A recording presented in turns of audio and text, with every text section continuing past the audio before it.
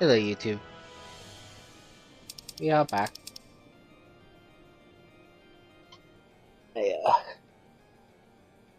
have been pretty much sitting here, so and haven't been fully ready.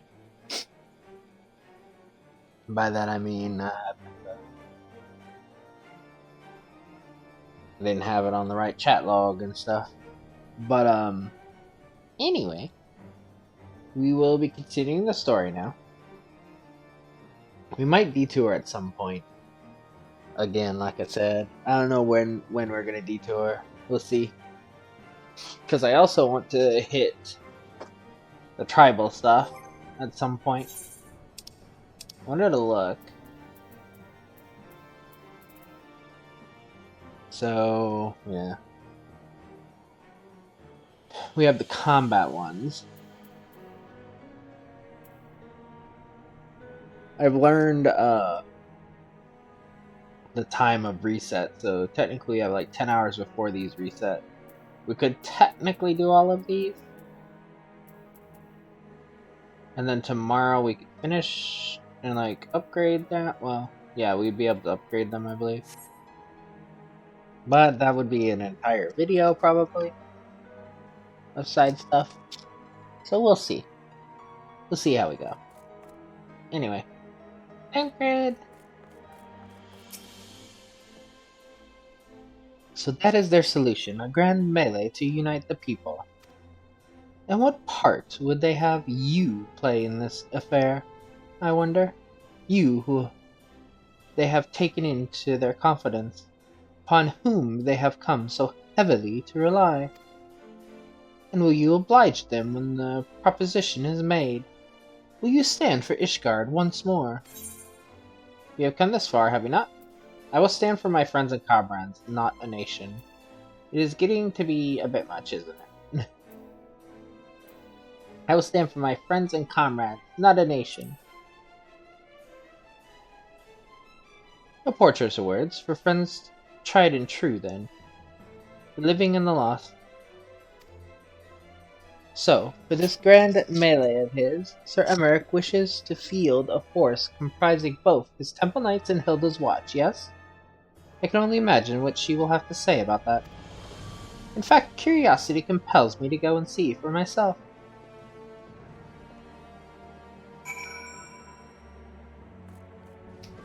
Lucia? Well met, Lily. Have you spoken with Sir Emmerich? Yeah. When we fightin'? I was aware of the Alliance's request. So, Sir Emmerich would turn these exercises into a spectacle for the masses. It is not that I doubt the efficiency of such a plan. Indeed, I know its effectiveness only too well, having witnessed it firsthand. Nevertheless, he has not once given me reason to doubt his intentions, and these are desperate times indeed. I will select knights for the event forthwith. As for the watch... Did he now? How considerate of Master Thancred to seek out our young watch commander of his own volition. Alas, he acted prematurely. Pray deliver this list of watch candidates to Hilda. I would have her best men, not her most dispensable. Got it! Let's go!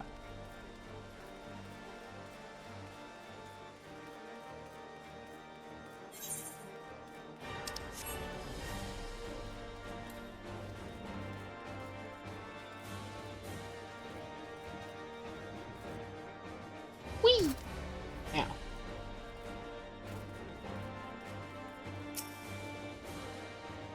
I thought you had something to discuss with First Commander. We've been spoiling for a fight. We won't let Sir Emmerich down, you'll see.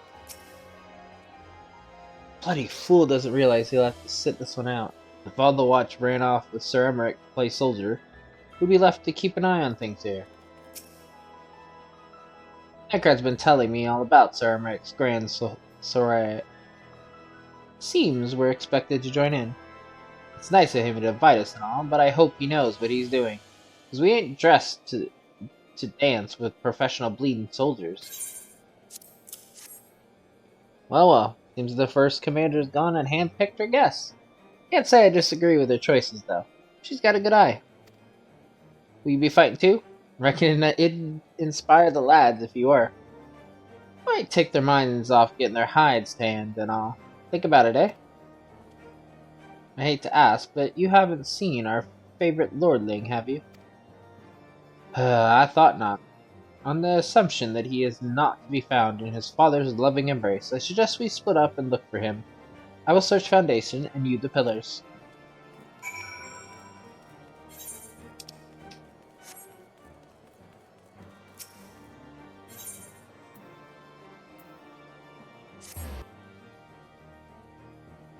Are you in your usual spot? Actually, don't remember where he is, but this was, it would. The thing was near the Cozier, so I assume he's over here in his usual-ish spot.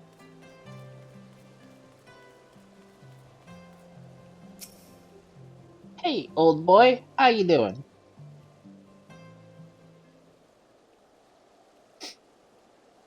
I carried Honorat to the manor.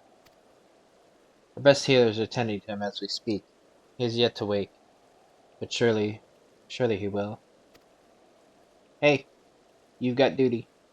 The father has volunteered me for this grand melee of theirs. My beloved family, always making my decisions for me.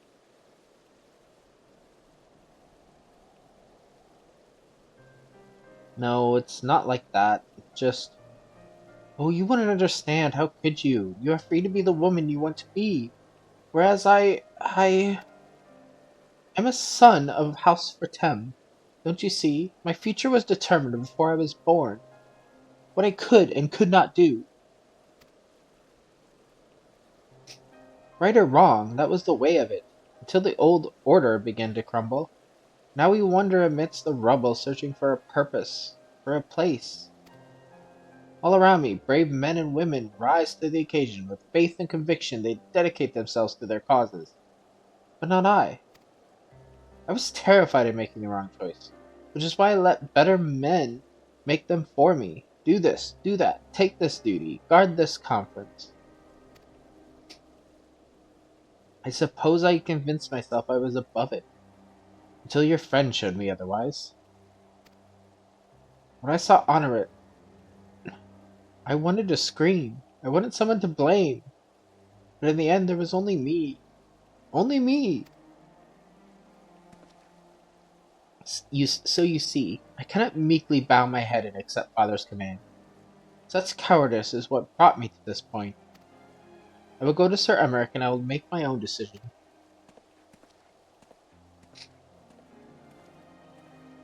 At least he's thinking.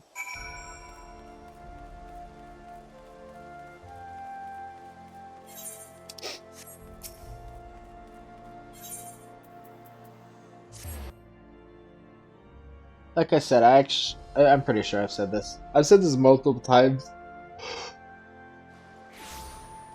in general, but I don't remember if I've said this in the videos or not. I assume I have, but I really like the Fertem's family in general. They got issues in some cases, like Harshapat, leave quite an impact on you, but found him, did you? No more excuses. This will be my choice and mine alone. The Lord Commander is not to be disturbed. May I ask what matter demands his personal attention? I see. Very well, you may enter.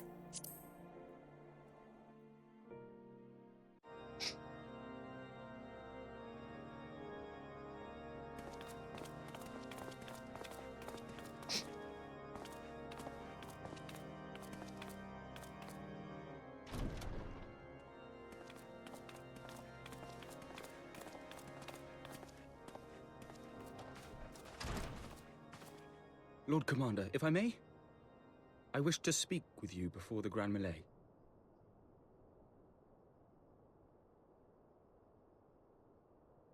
Proceed. How do you do it, my lord? How do you lead with such certainty, when so many of our countrymen will not hear of peace with the Dravanians? Some of them hate you almost as much as the dragons themselves. They decry you as a patricide in the streets. They even tried to kill you, for God's sakes. Yet still you march on, undaunted, where no archbishop dared to tread. What is your secret? Where do you find the strength?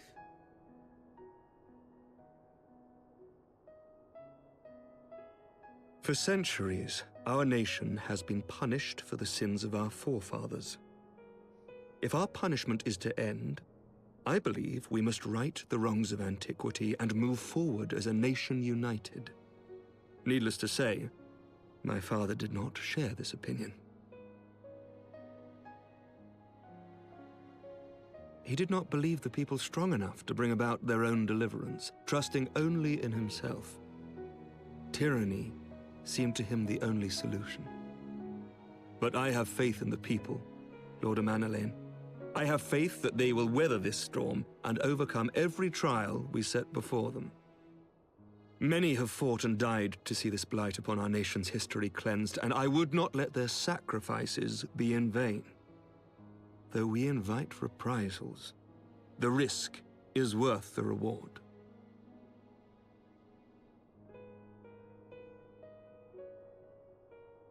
I want to believe. I do.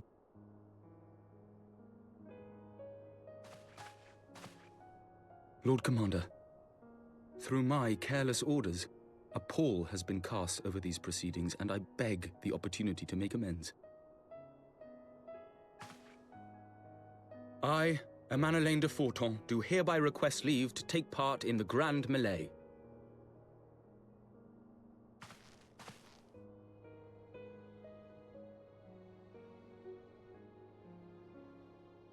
Who am I to deny such a heartfelt plea? We would be honored to have you join the fray, my lord.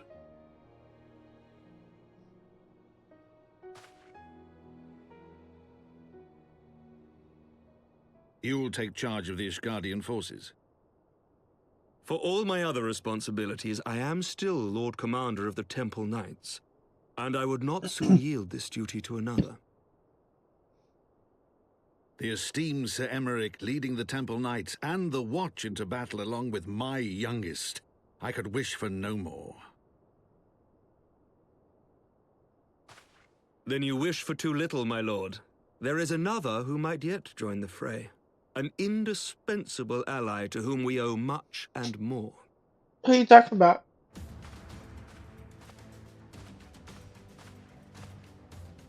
An adventurer beholden to none who nevertheless chose to champion our cause, who has shared in our suffering and in our glory. A warrior without equal, who I am privileged to call a friend. There is no one I would rather have fighting by my side. I ask this in full knowledge of your obligations, and will not think less of you should you refuse. But if your conscience will allow it, might you oblige me, my friend, one more time?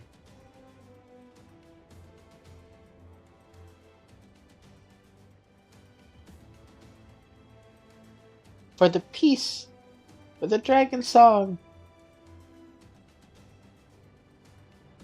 Yes.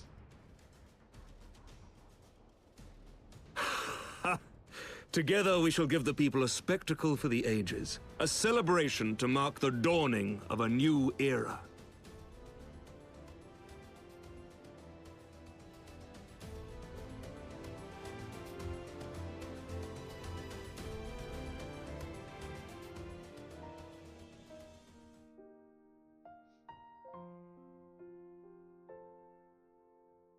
For the ending of the Dragonsong and all of this and peace, and I'm fighting for you guys. Hey, Lucia. We would not have come this far were it not for you, Lily. It has been an honor and a privilege. God's help me, I think it might be love. I dare say it might be cheating, too. Your mere presence is enough to turn the tide of most battles. And did you see the way his eyes lit up when you nodded? 'Twas a look of boundless relief and joy. One would think a politician more practiced at concealing his emotion. Still, his honesty does him credit. For a moment I was fair inspired to pledge myself to the cause, but that would be improper. This is their fight, and yours, but not mine.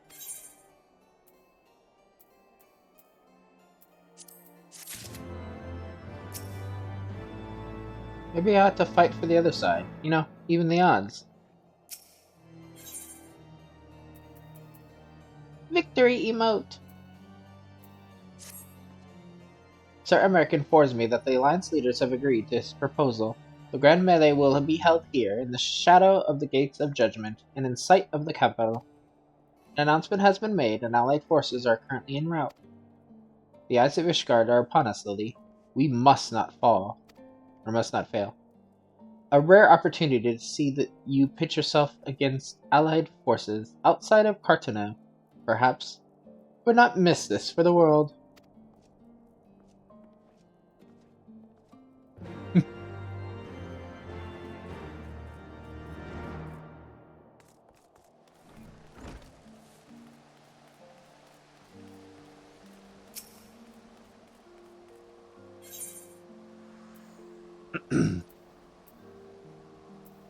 Gates of Judgment. Back to the realm reborn. That area is the one furthest part we could actually reach before. Hey, Hilda. It ain't often highborn dandies dying to fight alongside us. Hoi, hoi, polloi? Like all our name days, rolled into one, it is. And again, it's our nation pride that's at stake. National and personal. I ain't about to let a snotty-nosed lordling show me up. The second commander and Hilda's lieutenants shall see the security of this city in my absence. The melee demands my undivided attention. 'Tis a matter of pride for the Alliance as well. They will not scruple to send their best against us, yet we must not be cowed. Cowed? Too much rests on our success. It looks to be a veritable who's who of the Eorzean Alliance. The only question is, who came to watch and who came to fight? Nanamo. Definitely Nanamo. Are they actually out here? No, it don't look like there's any other. Okay. Emilienne. There she is. I say, when you didn't appear, I began to question... nothing, never mind. To think that we are mere moments away from facing the cream of Eorzea's soldiery in battle. That I am mere... but what if... Well, what am I saying? I have to stop imagining the worst. I must think of the victory, of the glory, of the stories I would tell Honorit when he wakes. Okay. Let's do this. I am ready, old girl, are you? I'm ready, old boy. By the Fury, how could I forget? Father bid me present this to you. I know it is sudden, but we believe the men would find it inspiring if you bore the colors of House Fortam into battle. Pray do us this honor. During the Grand Melee, some of your gear will be glamored. Your attributes and abilities will be unaffected.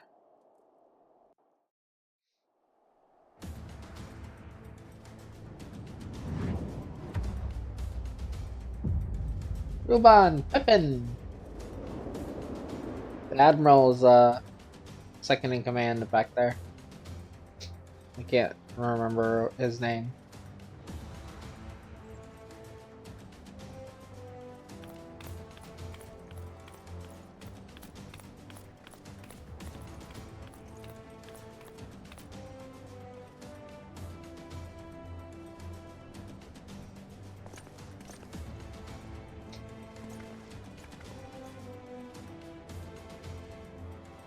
For Ishgard! Let all here present heed well the rules of engagement.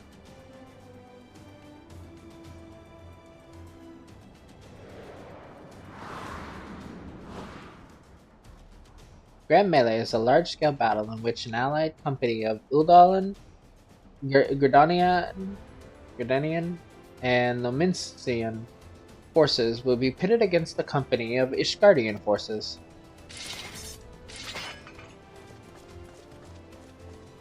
This is a very interesting thing, and I'm not sure.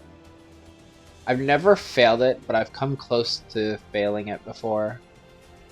When a combatant is incapacitated, the opposing company will be rewarded tactical points. The first company to attain the designated tactical points of 100 is declared the victor.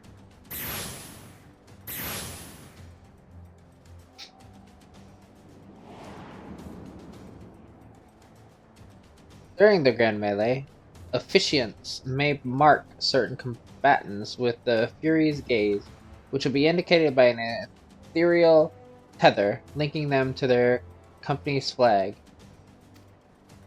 While defeating most combatants will award you Company 1 tactical point. Defeating marked combatants will award your company 10 tactical points. Marked combatants also possess enhanced attributes and rendering them more powerful and more difficult to defeat. Defending and defeating these combatants is key to victory. I like how they explain this literally like a game, because it literally For the is. honor and the glory of Ishgard.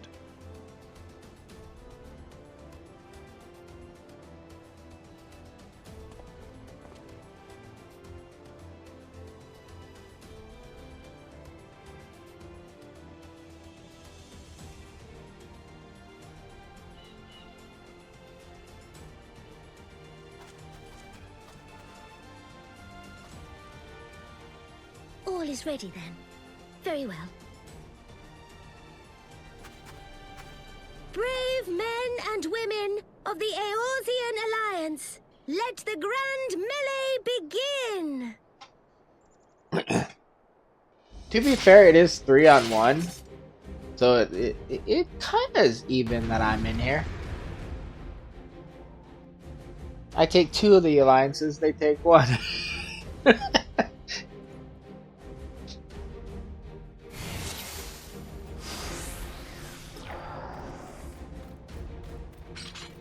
Forward, Ishgard!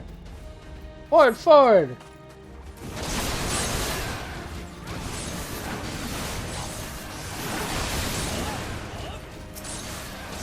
Fury's gaze is upon us. Lily, go to Emilian. Attend to the marked targets. For Ishgard! I don't see... okay. It's like I don't see the marked target. There.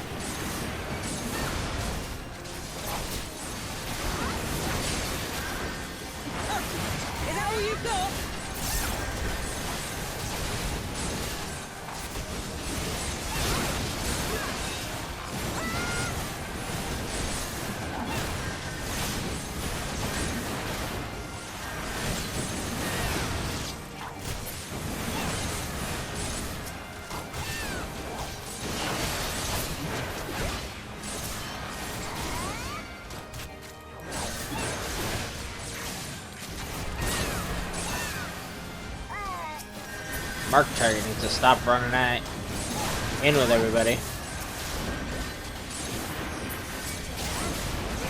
Hey, he's the storm commander, dude.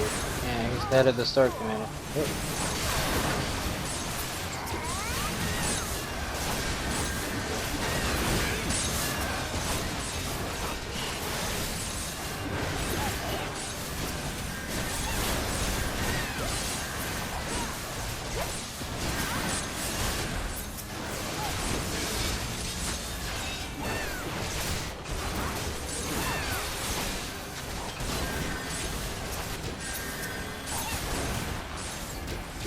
Come here, Guardian. Show us your metal.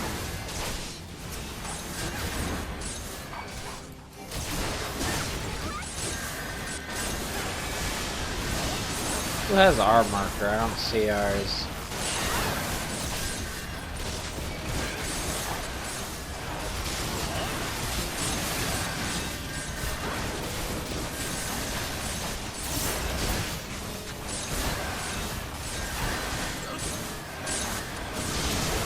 Ah, Lucia.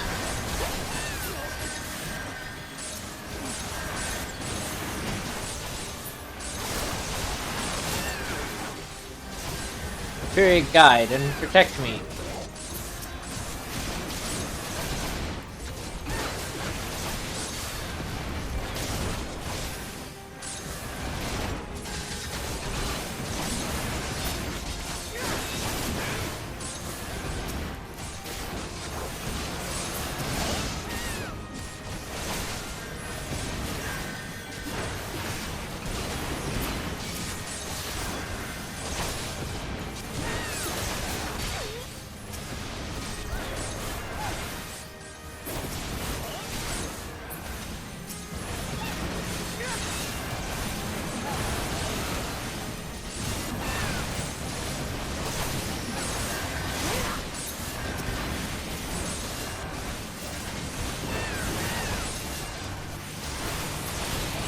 Gears within our grasp is scarred.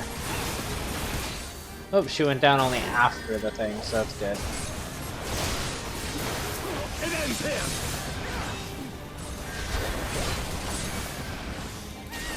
Right there! No, Pippin, you stand me.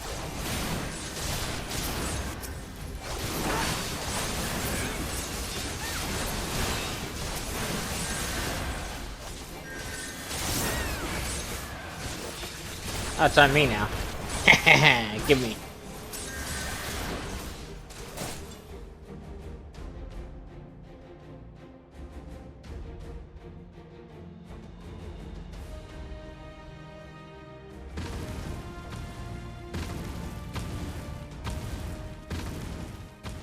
Cyclops! Cyclops! Everyone on your guard!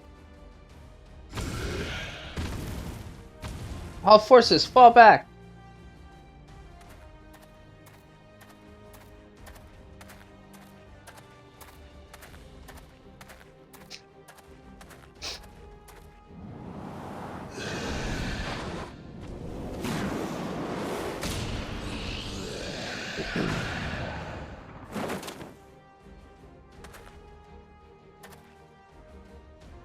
Continue the melee. I will deal with him.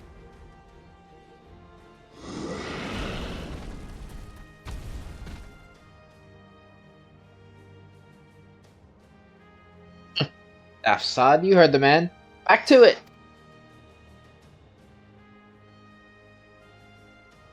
All forces, form in line on Lily, now!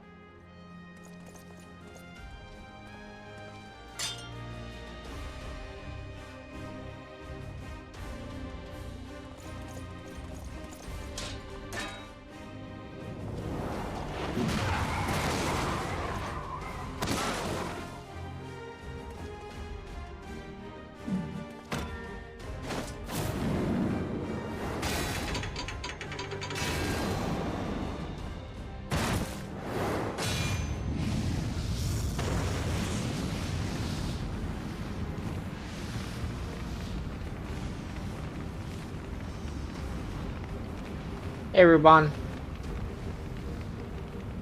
Well met, I will not lie. I was hoping it would come to this.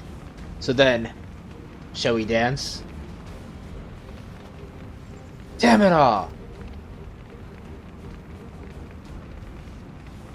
Let's go, Ruban. You and me, bro.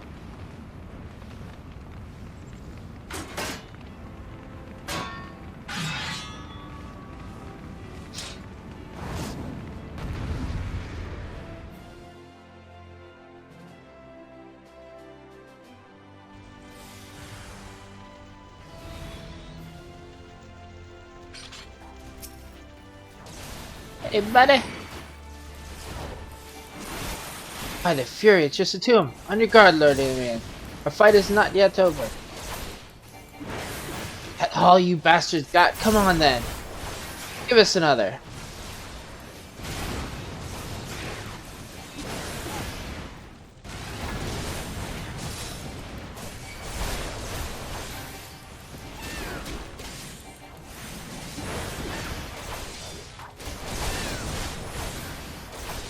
Gods, they just keep coming. We will not yield. You hear me, old girl? Don't you dare lose. Don't worry. Yeah, I like when we're in here, the points just rack up on their side.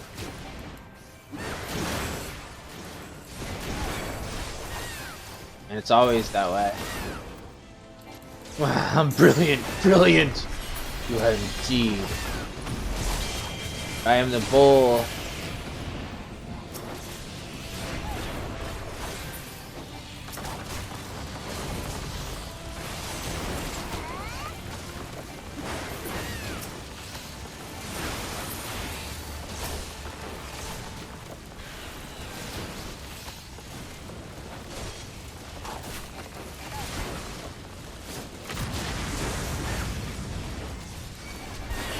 Strength, Lily! Strength! Now is your chance. Strike him down for the glory!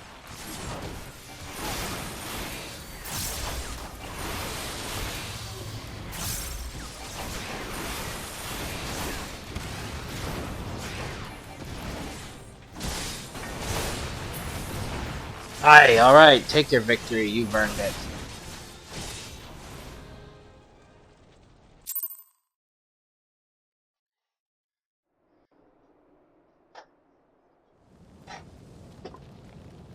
I'm strong, Ruban.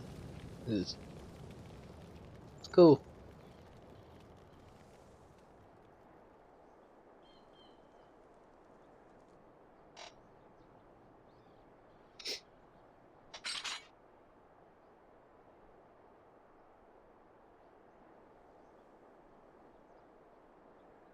Did she win? Then we...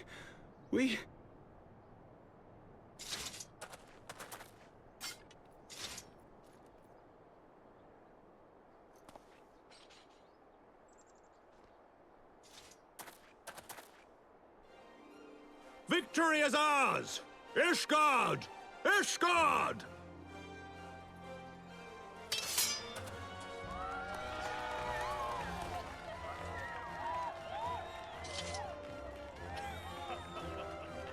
Well fought, my friend. You truly are the warrior of warriors. Thank the Fury you were on our side. You're welcome.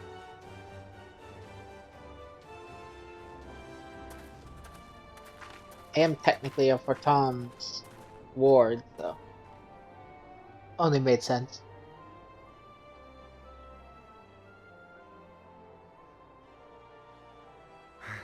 Oh, my lungs are burning, and I can barely stand.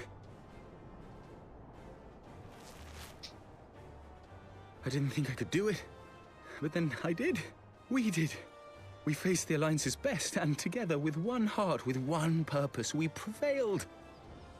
After 1,000 years of hardship, of strife and bloodshed, we are strong enough to rise to any challenge, be it on the battlefield or beyond.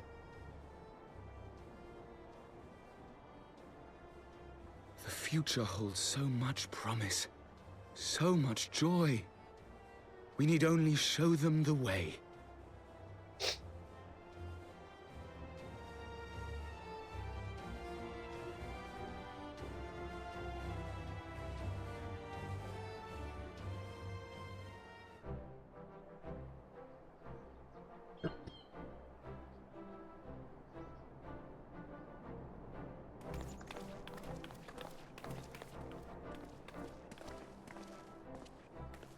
A truly magnificent display, Sir Knight. While doubtless less than pleased, I am quite sure the Grand Companies are honored to have been bested by such valiant warriors.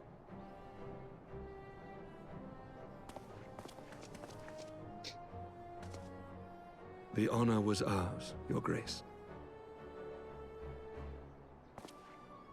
I am pleased to see that Ishgard's proud martial tradition is being upheld. When the time comes, I trust you will fight alongside your brothers and sisters in the Eorzean Alliance with the same fervor you displayed in opposing them.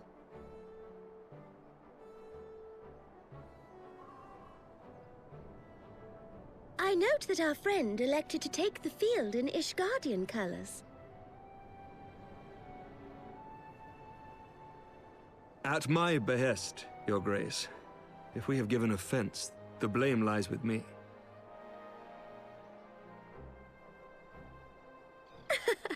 Fear not, Sir Knight. It was a surprise, nothing more.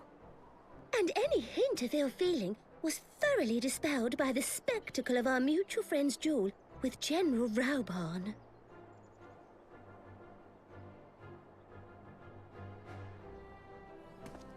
On the subject of surprises, I could not help but marvel at the passion and unity of purpose displayed by your countrymen, given the troubling reports we have received of late. I shall take that as a compliment, Your Grace. The events to which you allude are the price of change. The end of the Dragonsong War marks the beginning of a new era for our nation, and for the people, high and lowborn alike, who will lead her into the future. Ah, yes. The people.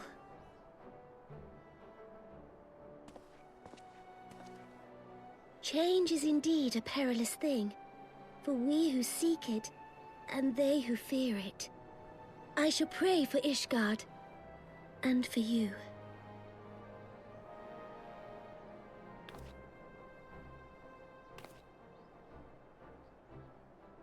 He's like, I almost got assassinated trying to make change. I understand this. Well, that made for a refreshing change. Congratulations on your victory, by the way. Did you ever think it was going to go any other way, my man? Ishgardians certainly seem happy with themselves. I, for my part, am merely glad you did not strain anything in the process of single-handedly winning the battle for them.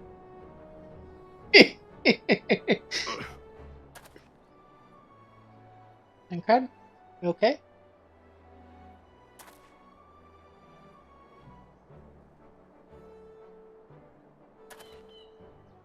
Tis but a scratch, I assure you. And I will not suffer you to worry over me. Not when we have a dozen far more important concerns. And go to a healer.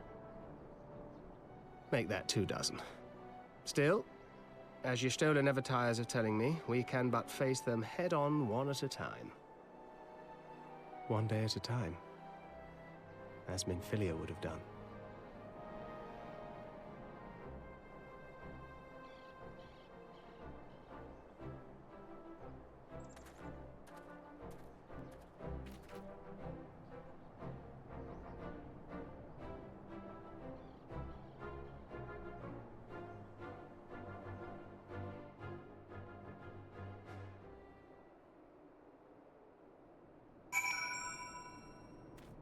Pippin.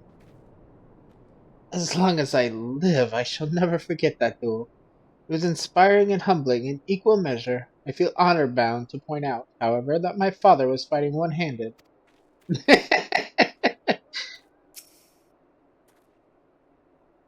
Those balls.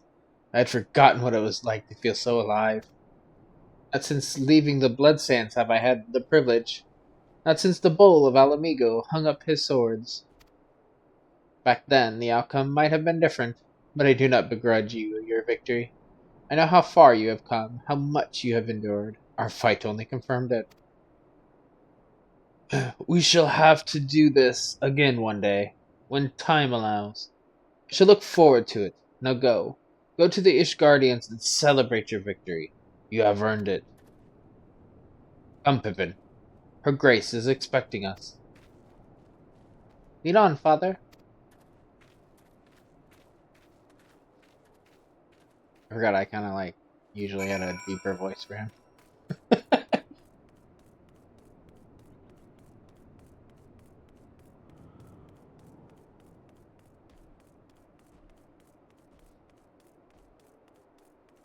Walk, walk, walk, walk, walk.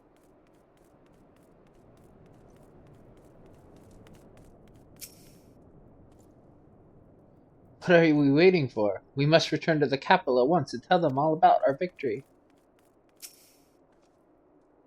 The messengers have already been dispatched. Let us pray that this victory has the desired effect. That was just another battle for you, I bet. But for my lot, it weren't so much the fighting as and not tripping over each other's feet. His lordship might think about laying on some actual training for us next time. I confess, it stung my pride to be brushed aside so easily. When the flames subsided and I saw you standing there triumphant, there was only gladness in my heart. Said your goodbyes? In all the years I have known Vaughn, I cannot recall ever seeing him look so happy in defeat. Well, everything seems to be falling into place, does it not? The Ishgardians have claimed their symbolic victory, and the Eorzean alliance has been strengthened in the process. Be proud, Lily. You made this happen.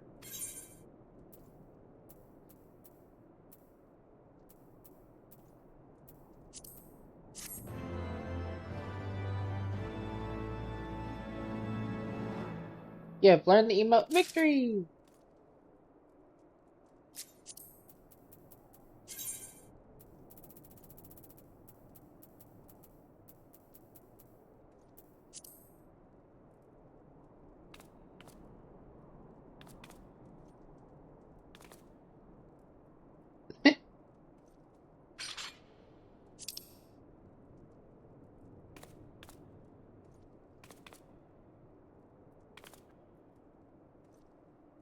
I don't know if I've ever used that, or maybe it just looks different on other classes, because I don't recognize that one as much. Can't help but wonder what would have happened had you lost. Fantastical though such a state of affairs unquestionably is, I dare say the world would simply have ended. I do hope Honor recovers soon. I have so much to tell him. When you are ready to return, pray inform the Lord Commander. I never imagined our humble gathering of like-minded souls would grow into something proper, let alone a force fit to trade blows with the Alliance's finest. Can't say I didn't enjoy it, either. Funny how things turn out, eh?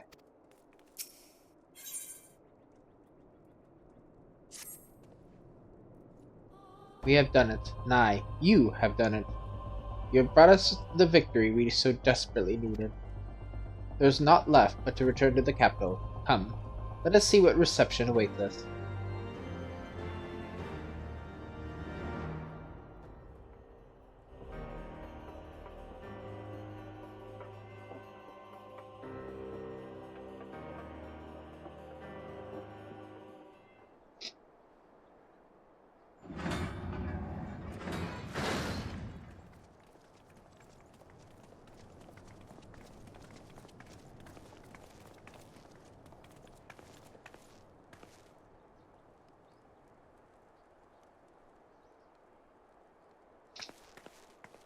It's like, I'm off. See ya. My lord! Honor it. I recognize that voice. Honorwa, my boy. Shouldn't you be in bed? Thank you for your concern, my lord. But I have largely recovered from my ordeal, and I have naught but several scars to show for it, which I have been told some women may find appealing. I see. And to think I was worried sick over you. I'm not sure I understand, my lord. Well, let's put that theory to the proof, shall we? My lord? 'Twould seem that a great many things have occurred in my absence. I thought I might begin to make amends by welcoming you in person. The messengers spared not their chocobos to bring us word of your victory in the grand melee. I cannot well describe our elation when we heard the news. It called to mind the day we rejoined the Eorzean alliance, when I glimpsed hope rekindled in the eyes of the people. The Fury herself ushers us into a new era. Sir Emeric, the time is now. Aye, that it is.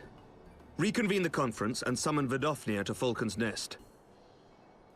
We will make peace with Hraesvelga's brood and hasten this bloody war to its end. Yes, Lord Commander. I will send word to Artoirel and bid him resume preparations. Emanelaine, you will place yourself at your brother's disposal. He will be glad of your assistance.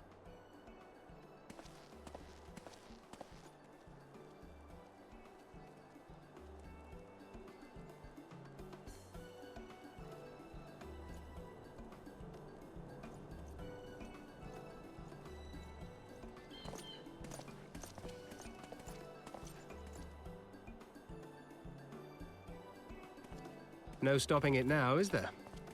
We should inform Stola and the others.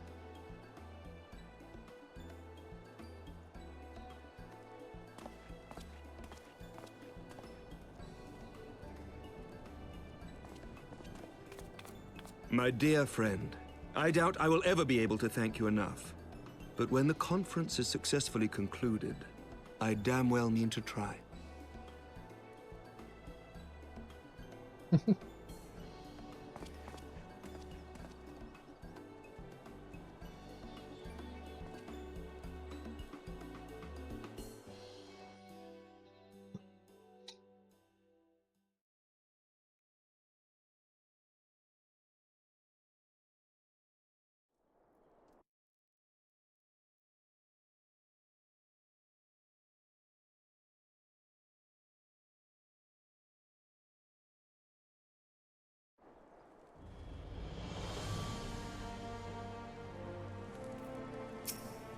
Hey, Alphina.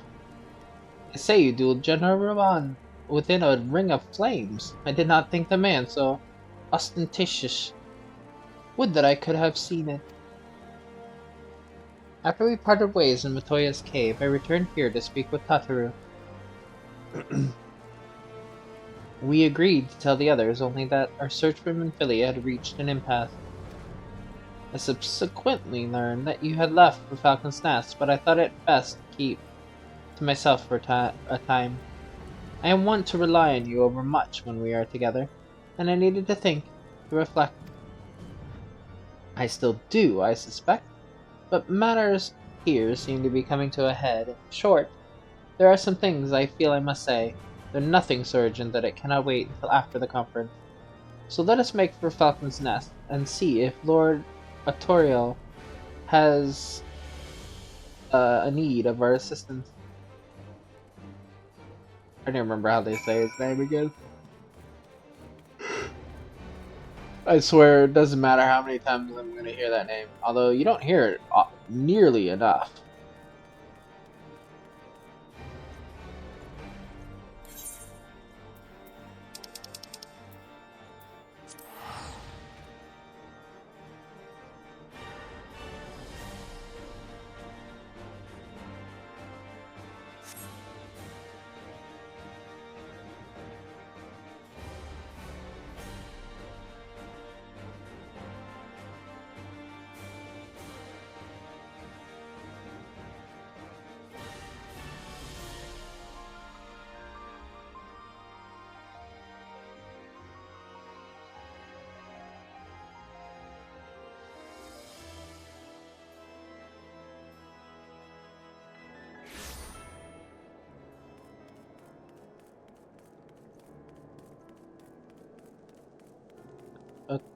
Torel?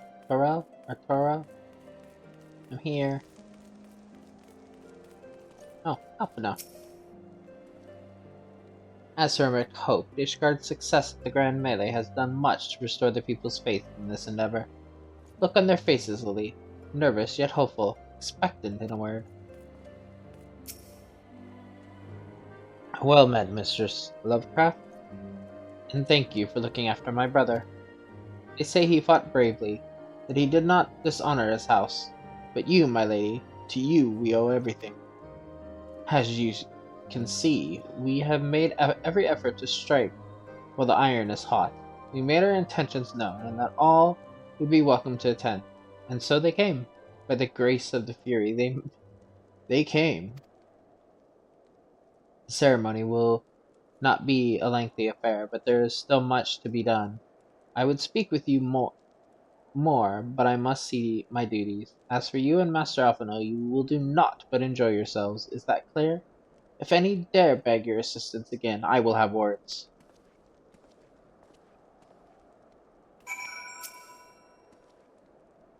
Well, there you have it. We have been forbidden from meddling. Shall we wait, or have your other matters to attend to before the ceremony begins? Wait with Alfna for the ceremony to begin. See to other matters. Wait. Excellent. I only hope Thancred and the others will not be late. A Pushal? Pushal? Apocal? I have no idea. Events do not come around very often. I feel like that's a warning that this is a significant or long cutscene.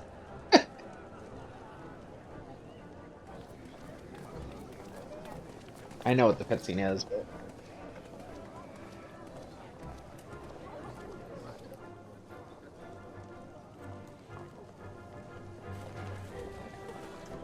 we won't get to new things for me, like main story-wise, until we get to Shadowbringer. So we have an entire another expansion to get through before we start hitting new things for me in main story. Side stuff, The yes. appointed hour approaches.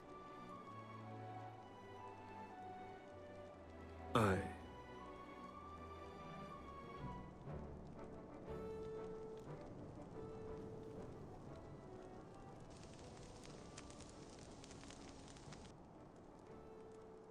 She begged leave to watch the proceedings. I saw no reason not to grant it.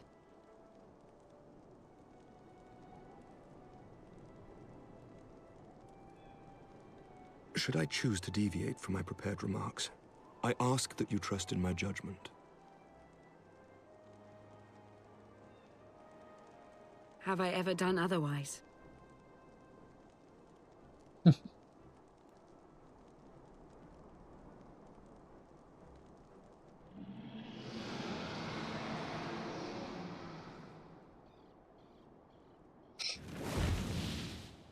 Look!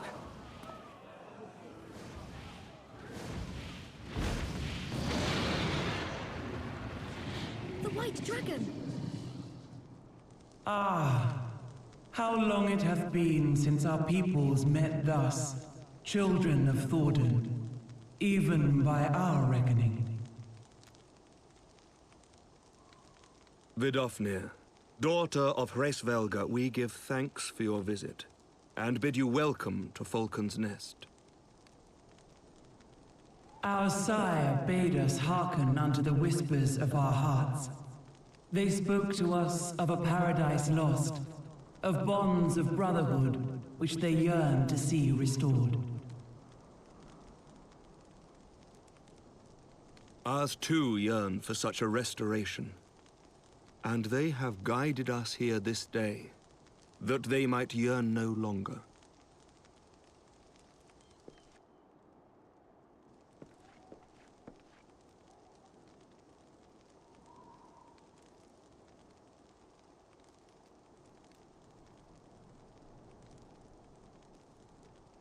Brothers and sisters, ye who stand as witness, hearken to me!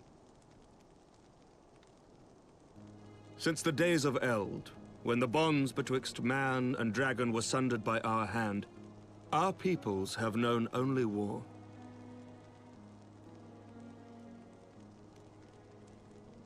Bloodshed without end, losses beyond counting, and still we fought. And still we fought.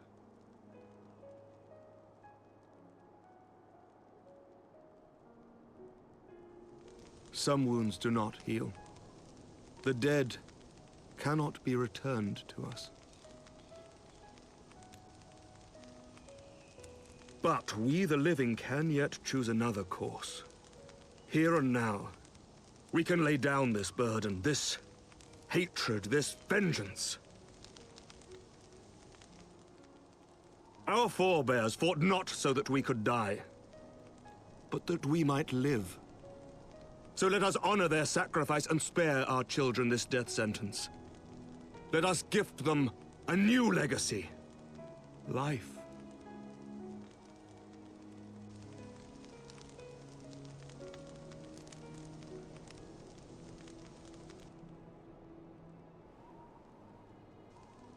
Betwixt our peoples yawneth a divide deeper than the deepest abyss, wider than the widest sea. Generations will live and die ere this divide is bridged. Knowing this, doth thy heart yet yearn for peace, son of Thordan?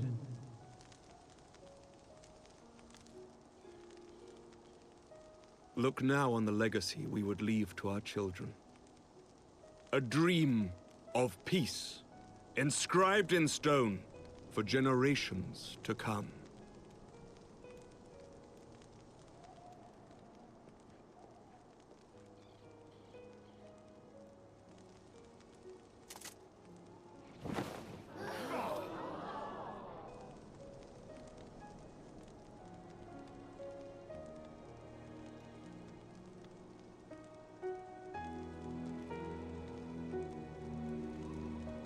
Father and his beloved, as they were so long ago, happy and at peace. The dream they shared shall be ours once more.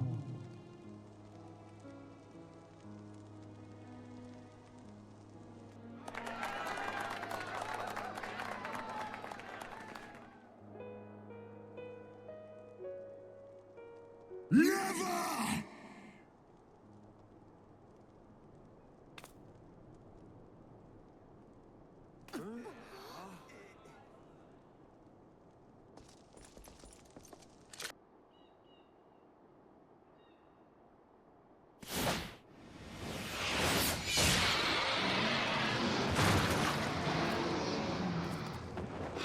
Your bow!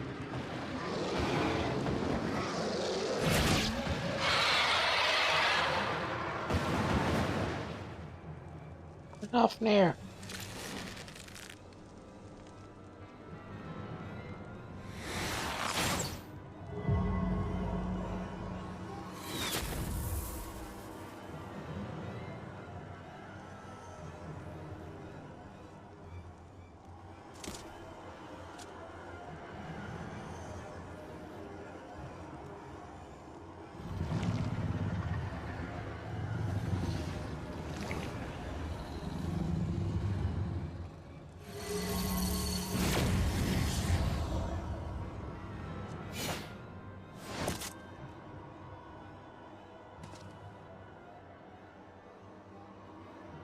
Child of Dravania, art thou grown so forgetful that thou wouldst forsake kith and kin and consort with the spawn of Thordan?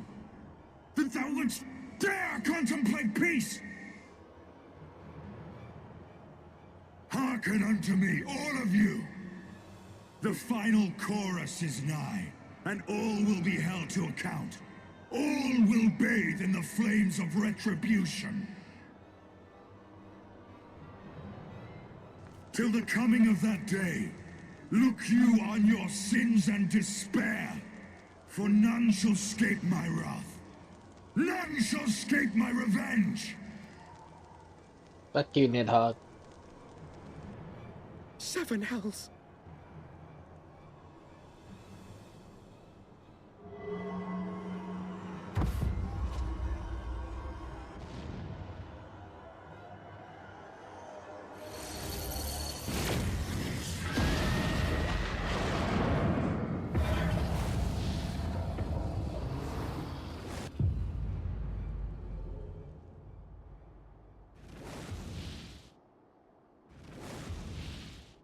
Damn you, Nidhogg.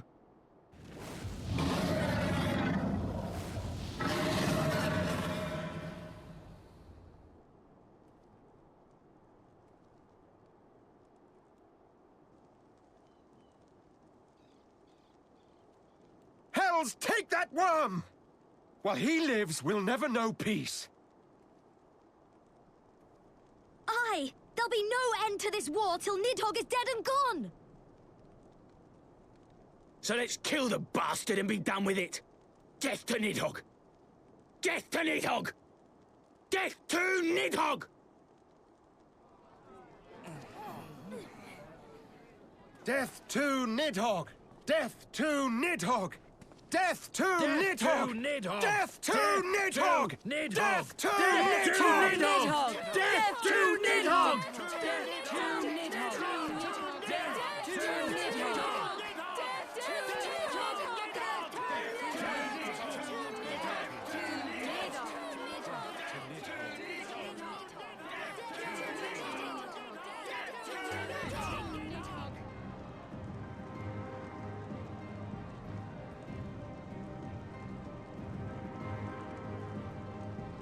No, we knew this was coming.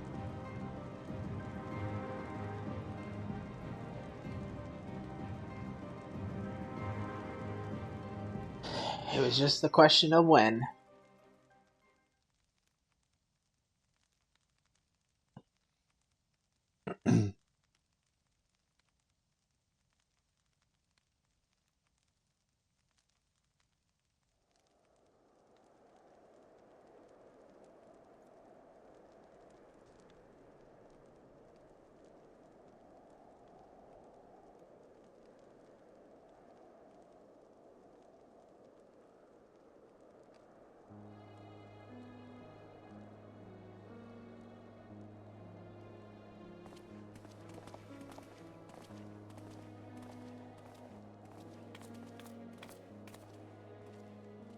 There they go, the last of the guests, having come hither with hope in their hearts, they depart with hatred and bloodlust. Until the moment I saw him strike, I still held some small hope that what you had seen in Izislaw was an illusion, perhaps. But he acted without hesitation, as did Sir Emmerich. For a mercy, Vidofnir's wound was not mortal, so Lucia tells me. The dragon was spirited away to Enek's shrine to receive care from her brethren. We can but hope her recovery is swift. But such was surely Nidhogg's intent, to deliver a proclamation not only to the children of Thoradin, but to his kindred. War is coming, and ye who do not stand with us stand apart. She was an example, a message to her brood, another instrument of his vengeance like Estinian.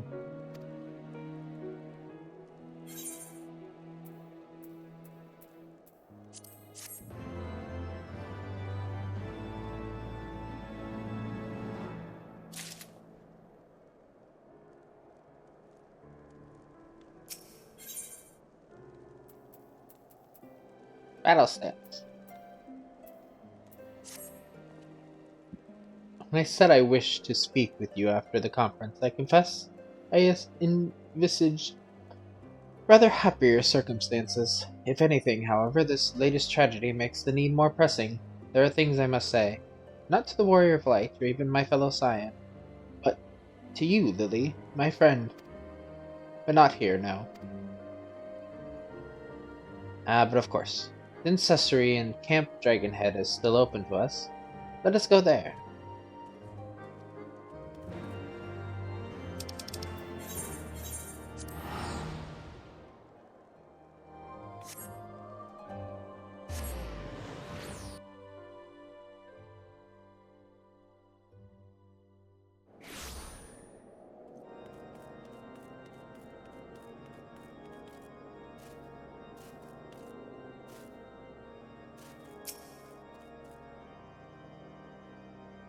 Greetings, madam. Shall I show you inside?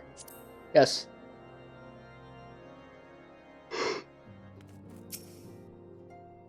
Waiting. Waiting. Waiting.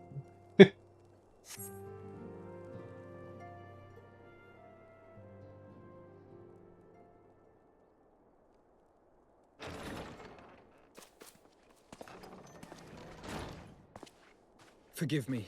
That took longer than expected.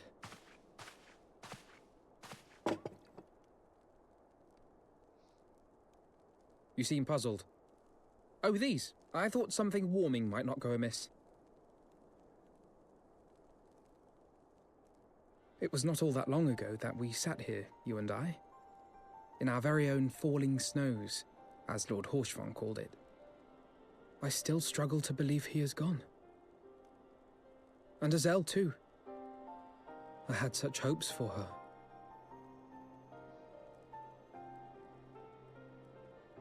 Master Matoya asked me what it was all for. Why we fight, and why we die. Were I still commander of the Braves, I would doubtless have replied, for the future of Eorzea.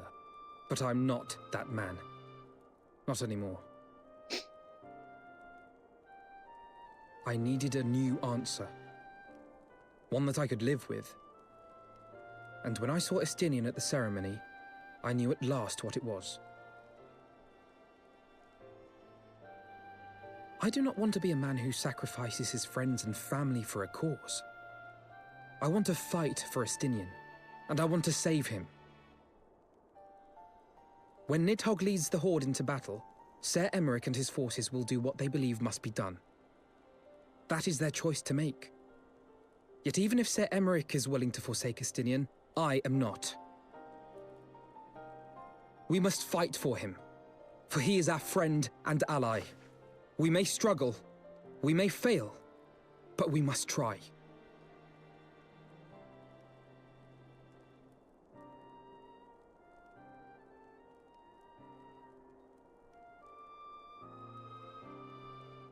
We've lost enough.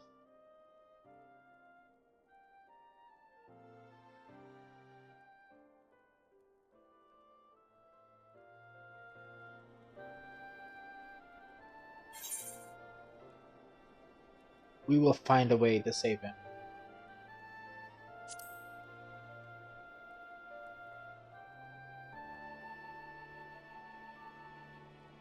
We will. I know we will.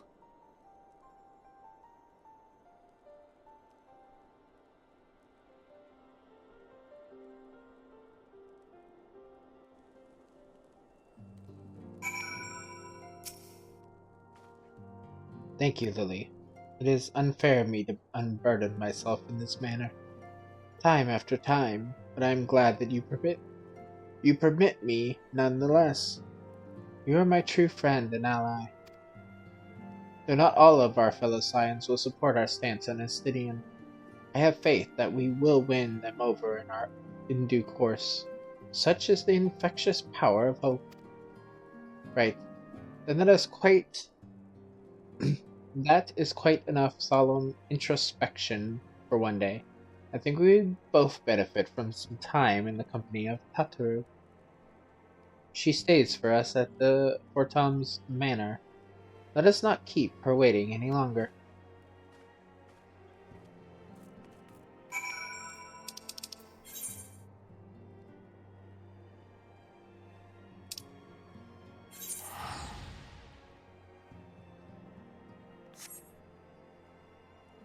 I don't have the reduction thing on anymore. I'm probably gonna go to sleep after this video, so I'm not gonna put on the free company thing.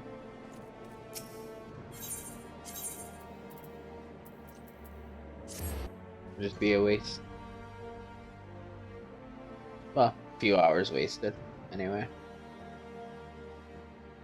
I plan on waking up and recording more, so I don't have to worry about a backlog and do it the day of.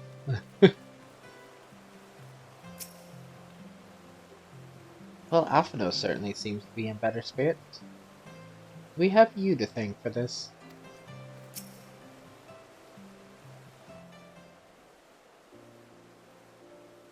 Yet again we walk an all too familiar path. I am reminded of when we first came to this manor. Lost and uncertain, we were granted succor in our hour of need. We were saved, and now it is our turn to return the favor. Hear, hear! Let no one say that the Scions do not repay their debt. After all, what kind of people would we be if we forsook our friends, if we stopped looking for Ida and Papalima, or if we gave up hope of bringing Minfilia back? Though she knew it would cost her dearly, Minfilia reached out to us to deliver a message. She believed it was imperative that we understand the true nature of the star, of the rift between Zodiark and Hydaelyn, and of course the Ascian's aspirations. But for all that has been revealed, I cannot shake the suspicion that there is much we have yet to learn. No shit. In any event, I think it is time we step back from the fray and carefully consider our next course of action. It will not be easy to turn this tragedy to triumph, but we will find a way. We will. We will.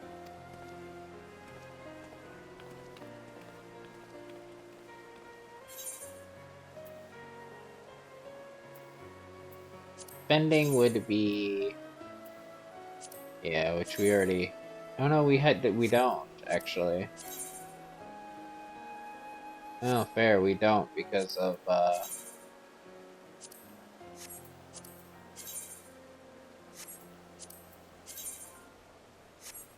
ugly as shit.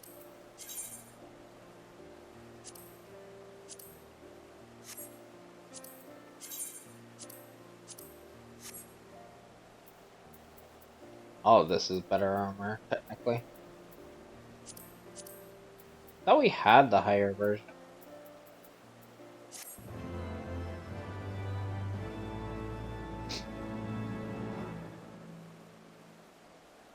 You learned the emote battle state.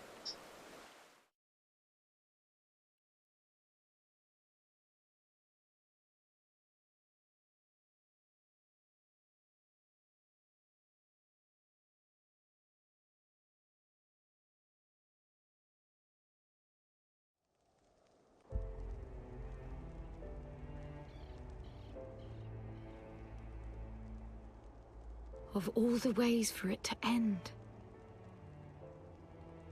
Even before his transformation, I could feel the worm's hatred swirling about Estinian. The terrible, all-consuming rage. Enough to fuel a 1,000-year quest for vengeance. It was all I could do not to run away screaming. But Ishgardians, nay, all Eorzeans, are made of sterner stuff. They face danger and death on a daily basis, and understand what it takes to win a war. Think not too deeply on Master Matoya's words. Her intent was but to steal our resolve.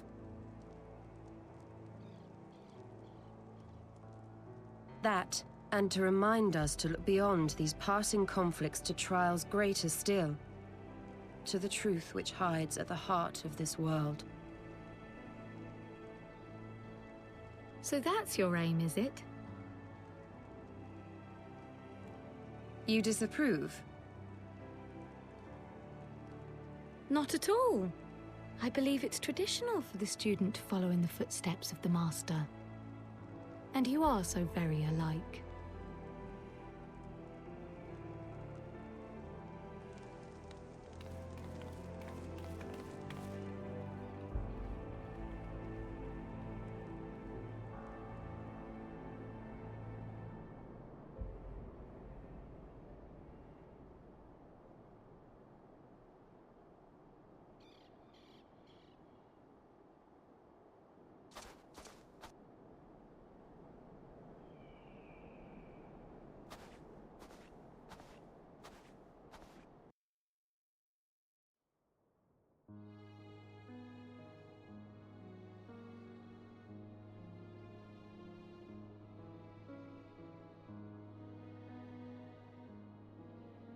Change. That great inexorable wave was upon us, and soon all of Ishgard would bend to its will.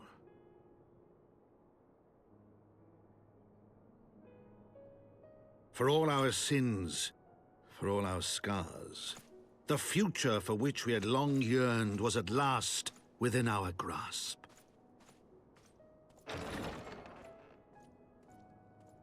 But it would be bought at a heavy price.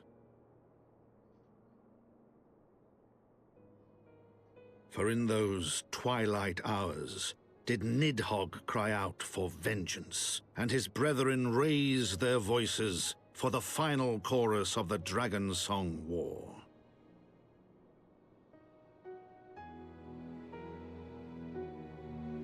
From the memoirs of Count Edmund de Forton, Heavensward, the Gears of Change.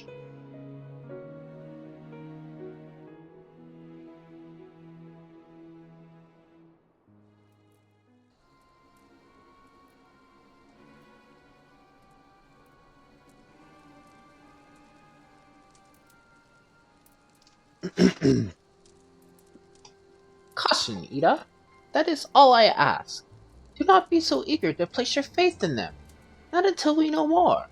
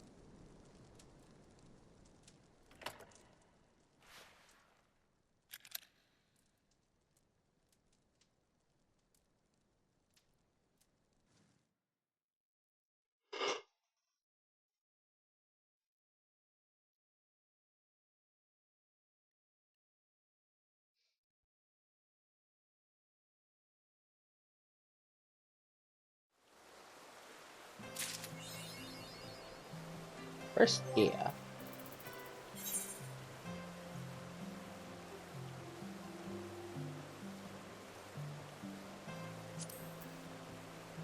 Year of Change. I thought that was...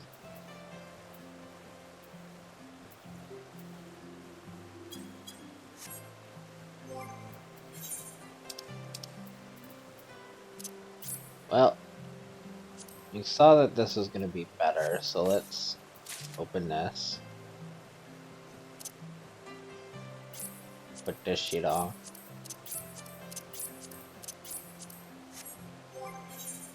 But we're definitely not...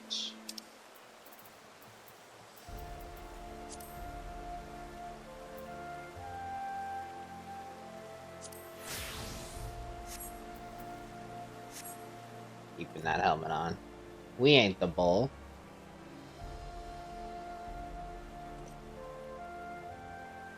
I like it. I like it.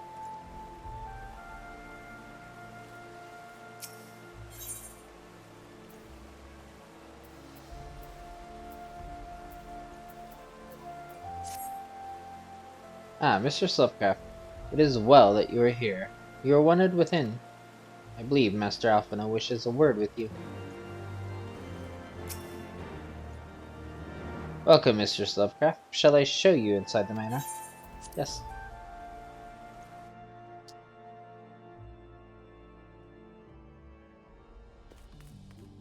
Hello. The Scions will find a way. Just know we will.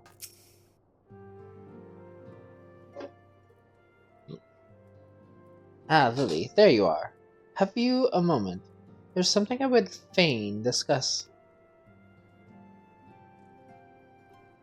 I must ask you to recall the events which unfolded at the peace conference, though I dare say you would sooner forget them. My mind returns again and again to the moment when Nidhogg appears before the crowd in the guise of Estinian. It was a sight to chill the soul, but one which gave me reason to hope that our friend might not be beyond salvation. When you described his faithful transformation at Isisla, I feared him lost forever. But the mere fact that some semblance of his former self endures must surely count for something. Alas, I have no evidence to support this impression. Thus did I turn to Ishtola and Kryl for a more empirical appraisal, and full glad am I that I did. For it would seem they have some observations of their own to share. The ladies have saved us a table at the Forgotten Night. Shall we go? Duh. Excellent. Let us not keep our honored colleagues waiting.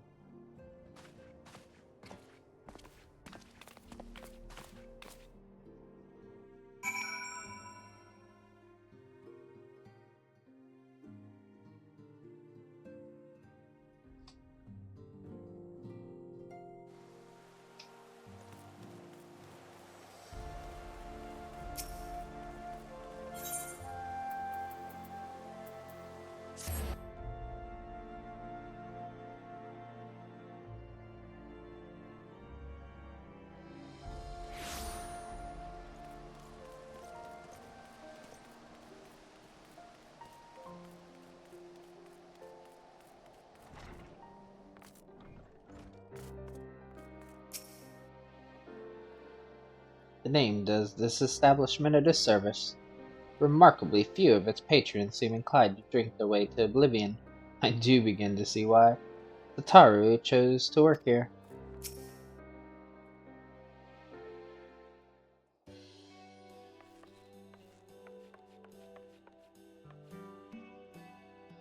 We have kept you waiting over long, I fear. Not to worry, Alphino. We had some rather fine mulled wine to keep us company. Truth be told, you could have delayed your arrival a few moments more. Gibrion got the spicing just right this time. His latest batch is not only delicious and warming, but soothing to the humours. Indeed. But 'twas not to soothe our humours that we gathered here. Ah, no, quite right. The matter of that poor dragoon. You have discovered something. A means to save him? Let us not jump to conclusions, shall we? Assess the facts presented, then make an educated analysis, as you were taught.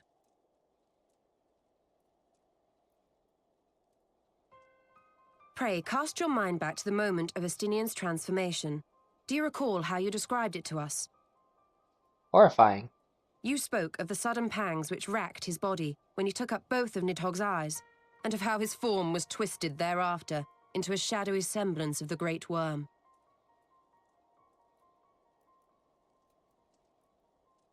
When he appeared at Falcon's Nest, the worm's eyes were fused to his mail.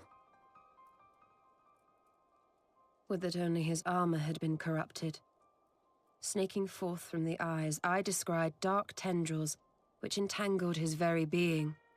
His ether has been all but smothered. Then he is lost to us forever? You missed what she What said. did I just say about jumping to conclusions? Y'shtola clearly stated all but smothered. As I later discovered, her impression matched my own.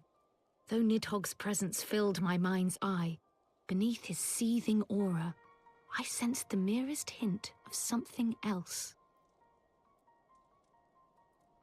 And after listening to Y'shtola's observations, I became more certain of my suspicion that the something else I had sensed was, in fact, the trace of a different will, submerged in the sea of Nidhogg's rage.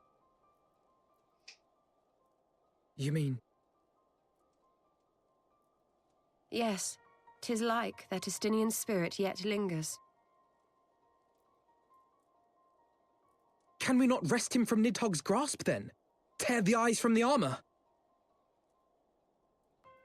We know not if that would serve to separate Worm's soul from man's. None have ever attempted such a feat. Should it offer even the faintest hope of success, then by the gods, I shall be the first to try. Alphino. By all means, hold fast to your hope, but be mindful of the dangers.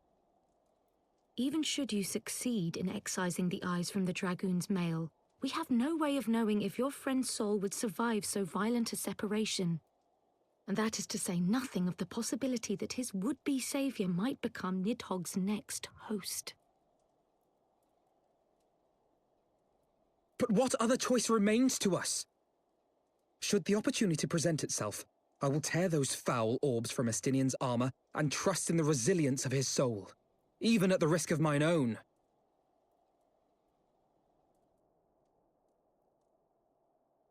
Ah, I found you at last.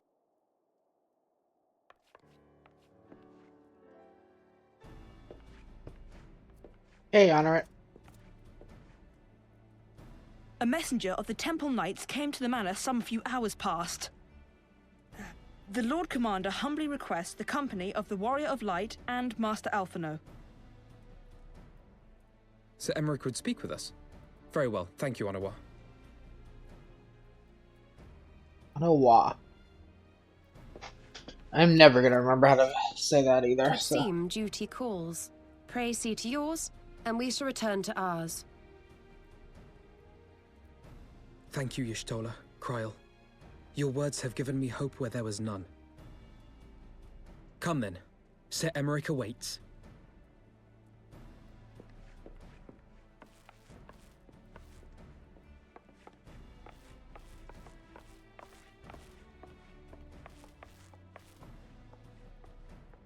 Trial? Alphino is allowing his feelings for this dragoon to cloud his thoughts. I worry he may do something rash. Keep an eye on him, would you? I plan to, but I also plan to save Estinian.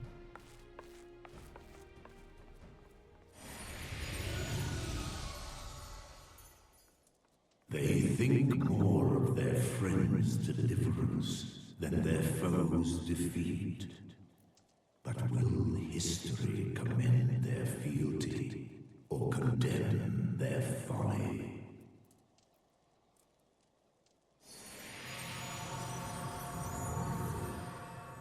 Good to know you're still snooping around.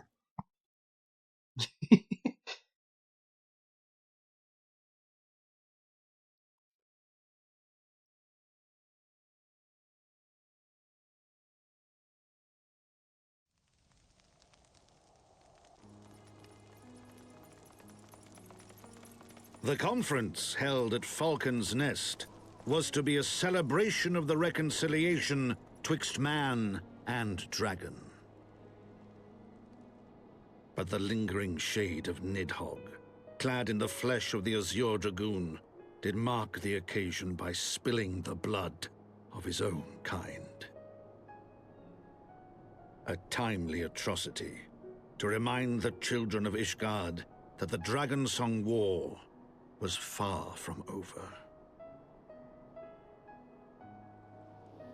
And when fear gave way to fury, the call to arms rang out anew. Death to Nidhogg! Death to Nidhogg!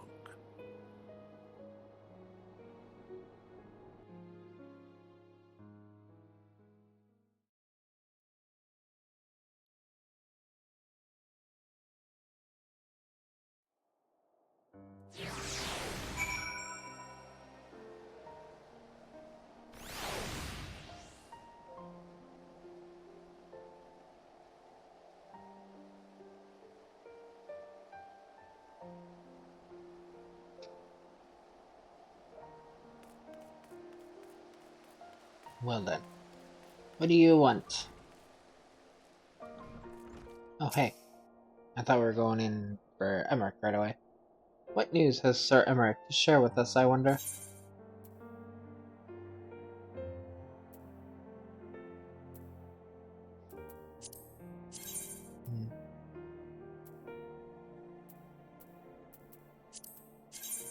What does his armor look like, anyway?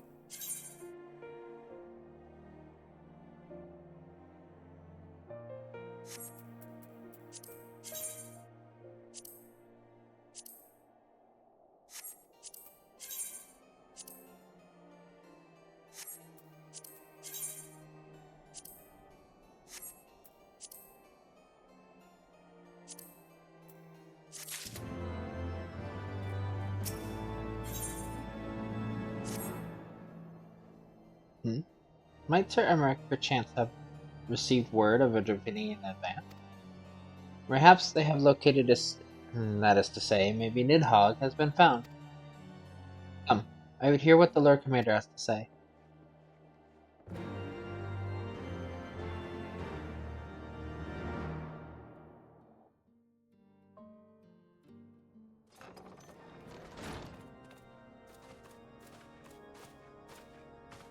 My friends, I thank you for coming.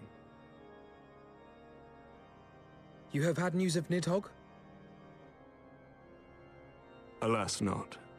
Our scouts range far and wide, but they have as yet found no trace of the Great Worm. We dispatched an elite unit of dragoons to reconnoiter the churning mists, but even they returned empty-handed. A pity. Fear not, Alphino. We shall see the worm again soon enough. His words at Falcon's Nest attest to that. Indeed, he is like to come sooner than we would wish.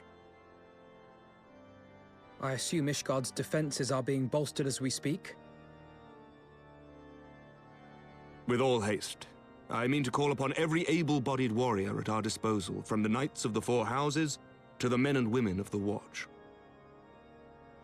But I did not summon you to discuss strategy. What then would you have of us, my lord? I will speak plain.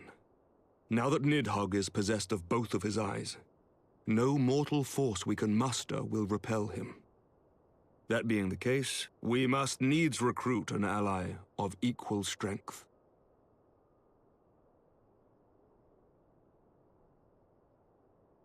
You speak of Hraesvelgr? I do. To whom else could we turn? That he is Nidhogg's equal I do not deny, nor can I name another. But convincing the reclusive creature to do battle with his own brood brother will be... how shall I put this? It will be no small undertaking, yes. Estinian's report was most particular about Hraesvelgr's unwillingness to involve himself in the affairs of men. But much has changed since your visit to Somal, and if there is even a chance that the dragon may be swayed, I must plead our case. Whatever price the dragon asks of me, I shall pay it. Such was my oath, to defend the people of Ishgard. Come what may, my friends, the battle with Nidhogg will mark the end of my tenure as the acting head of church and state. Will you help me discharge this final duty?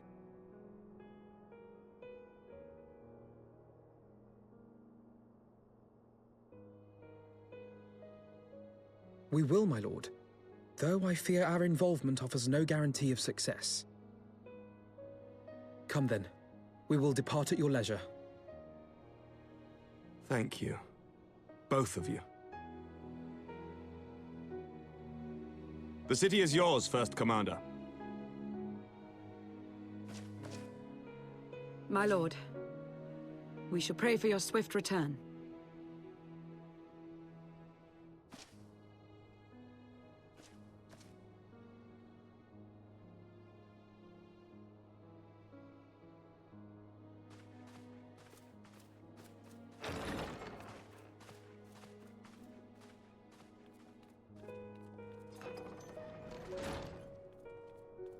Yep, time to beat Hraesvelgr again.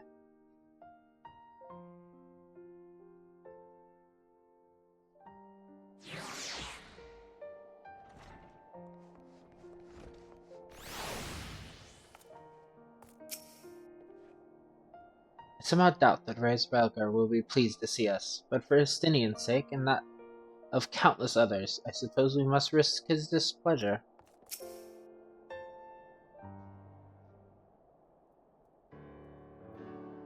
It grieves me to impose upon you in this manner, but you of all people understand the threat we now face. It is no imposition, Sir Emmerich. To Lily and I, Ishgard is as a second home. After the many battles we have fought, and the bonds we have forged, the plight of your nation has become our own. If there is aught we can do to aid in its salvation, then pray impose all you must. Exactly. You are true friends. Shall we be about our task then? We have no way of knowing when Nidhogg's shade will strike, but we must assume that time is not our ally. Indeed. With that in mind, I have taken the liberty of dispatching a messenger to inform Mr. Tataru that you will be escorting me to Somal. I confess, I did not provide the exact details of our destination, as they are as yet unknown to me. We will summon Hraesvelgr at zenith in the churning mist. Ere we begin our ascent, however, I think it best we pay a visit to Enek's shrine. You seek an advantage in the coming negotiations? I do. I would consult with Vidofnir. I propose this in part out of concern for her condition. Were she to succumb to her wounds, it could have grave consequences for our alliance. That apart, she may be able to provide insight into her sire's current state of mind. Well reasoned. To the Divinian Foreland, then.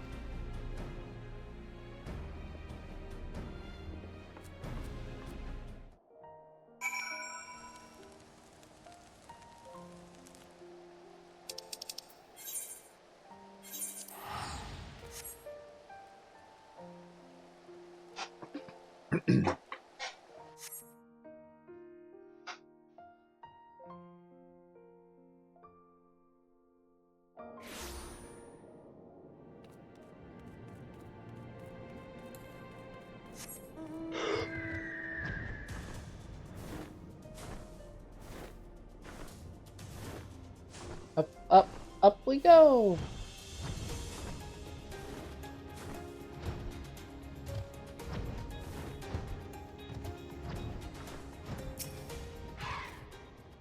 Get off near! How you doing?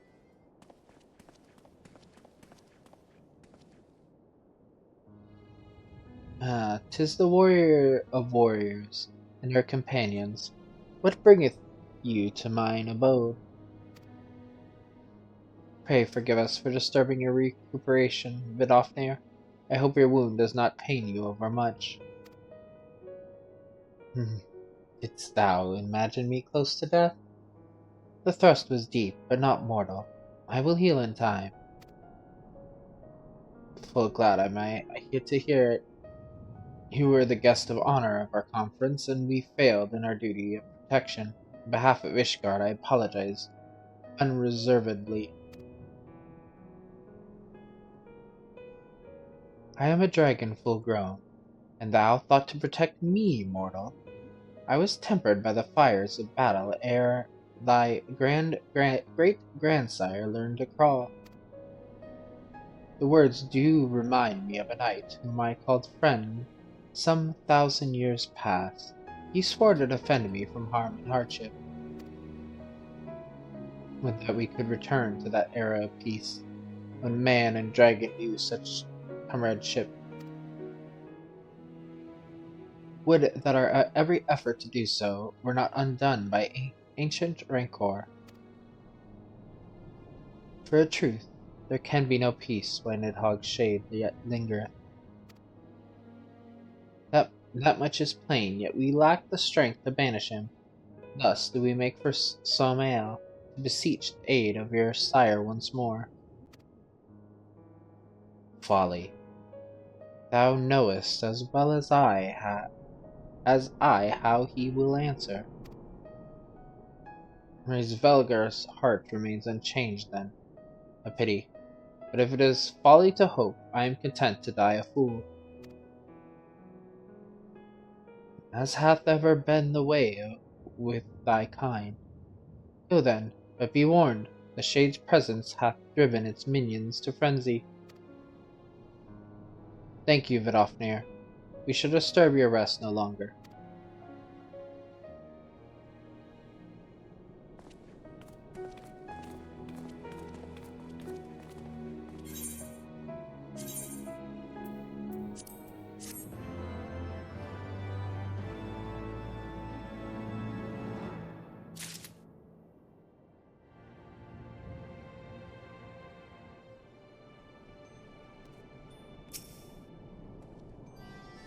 Lucia's report described Anixtrim in detail, but her words failed to convey the overwhelming strangeness of standing here in the demesne of dragons.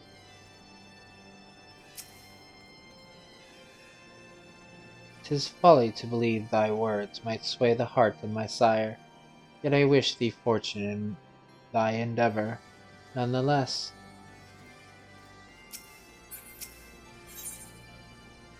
Winning over the worm. Though I expected no better answer from Vidofnir, I take little pleasure from having been proven right. 'Twould seem that our presence at Zenith will be every bit as unwelcome as I had anticipated. But what is the ire of one great worm to a trio of self-confessed fools such as ourselves? Let us begin our ascent. After you, Master Athlon. Scout ahead if you wish, Lily. We shall join you outside Mogholm.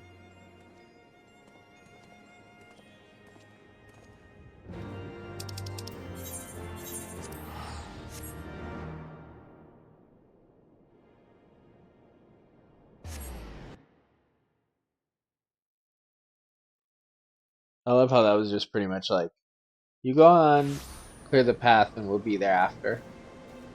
That's how I took that one.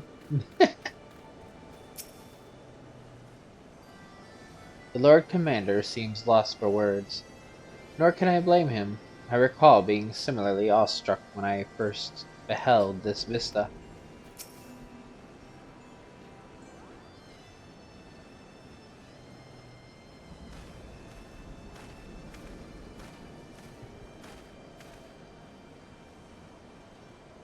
I had heard tales of a world above the clouds, but never did I dream. One's mind paints a pale picture of its majesty. Few live to see such wonders. I am reminded of my first visit to this peak, when Astinia and Isaiah yet walked at our side.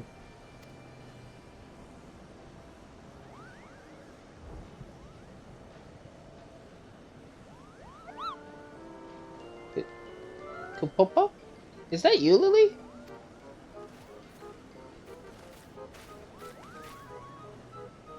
Ah, if it isn't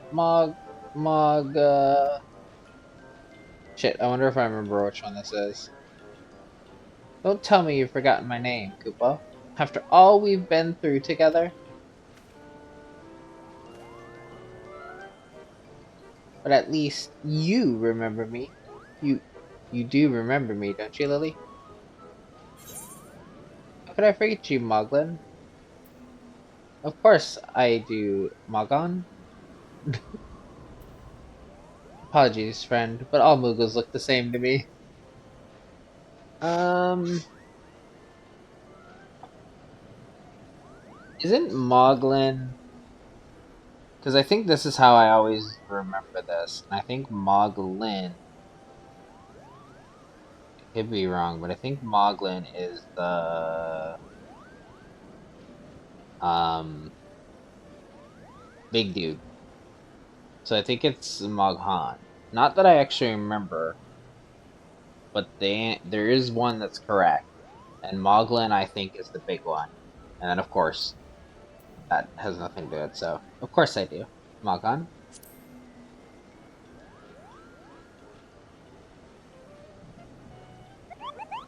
Phew! You seemed a bit hesitant for a moment there, but I'm sure you were just fondly recalling the time we camped near Zenith, right, Koopa?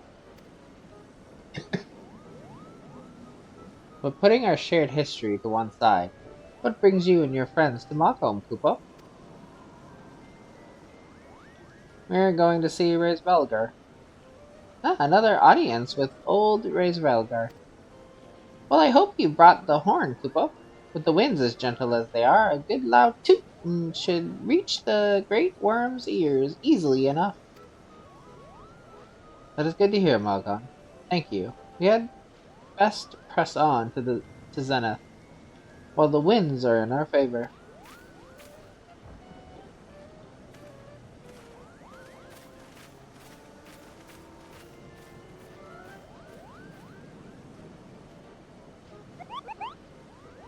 Now that was unexpected, Koopa.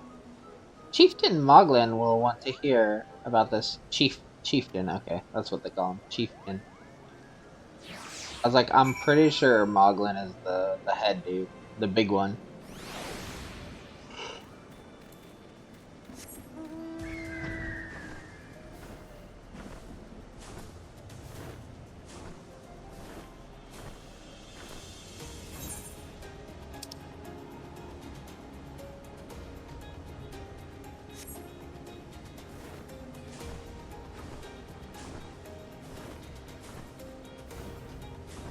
Blow the horn on the top of the zenith.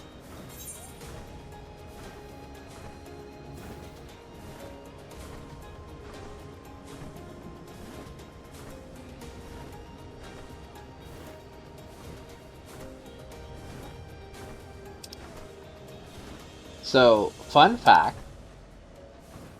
You see, like, all of these little quests around here? Not necessarily all of them, but the majority of these quests.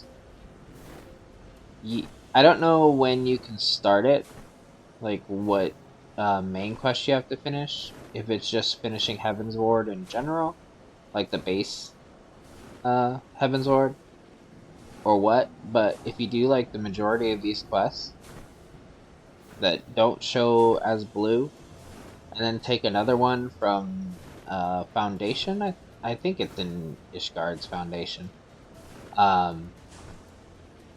Then you can come here and eventually by doing all of the ones you do, you trigger the tribe here. You actually trigger the Moogles as a tribal quest, like quest lines. But it's one of the few that like don't show you what ones you need, so I actually don't know offhand which ones are required. I know some are, but like usually I end up doing like all of them in this area before I get the tribe quest. So I'm not sure what is and isn't required. But that's just for you. We'll probably do an entire video, because if I'm gonna read everything that's on there too, it's gonna probably take me like an entire video to get through all of it.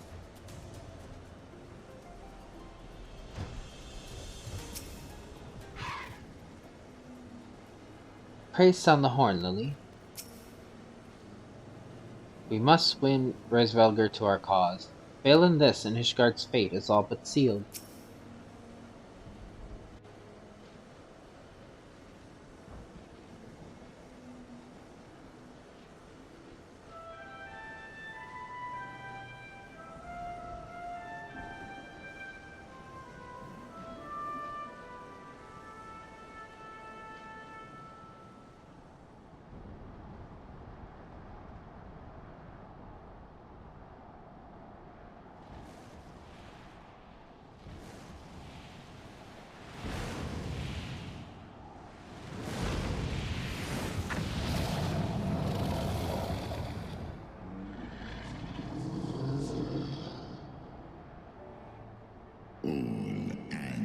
You dare summon me again, mortals?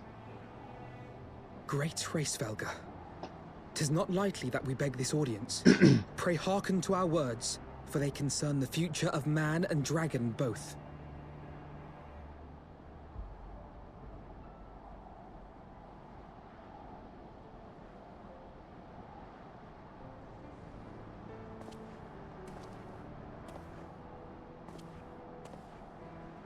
Greetings, Hraesvelgar. I am Emeric de Burrell, acting ruler of the nation of Ishgard.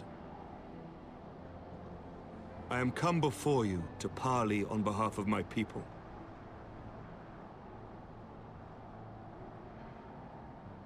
To parley? Thinkest thou thy purpose unclear to me? Thou art come to beg mine aid in the battle against the shade of my brood brother.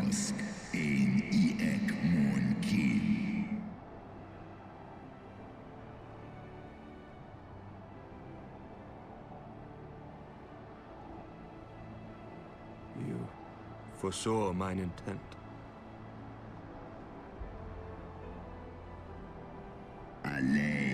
I but read that which is writ plain in thine eyes. Would that thou had wit enough to descry the answer in mine. My beloved Shiva did once build a bridge twixt man and dragon, and a bridge which thy treacherous forefather saw fit to tear down, as thou well knowest. Hraesvelgar, thinkest thou Nidhogg was alone in despairing in the murder of our blood sister? Thinkest thou my own soul did not cry out for vengeance? Know then that upon that cursed day my heart did wither in my breast, and thy kind become unto me the harbingers of despair. 'Tis only Shiva's gentle dream that preventeth me from flying at Nidhogg's shoulder. Be grateful that I swore to have heard aggression ere I consumed her. I permit my children to offer or deny thee aid as they see fit, to warn thy people of my red brother's coming, that thou wouldst dare ask more of me, but affirmeth. I couldn't read the rest of it fast enough.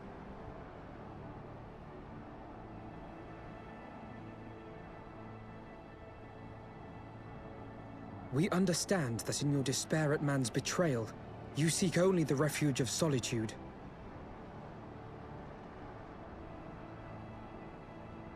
But despite your protestations of spent faith, do you not still nurture the smallest flame of hope?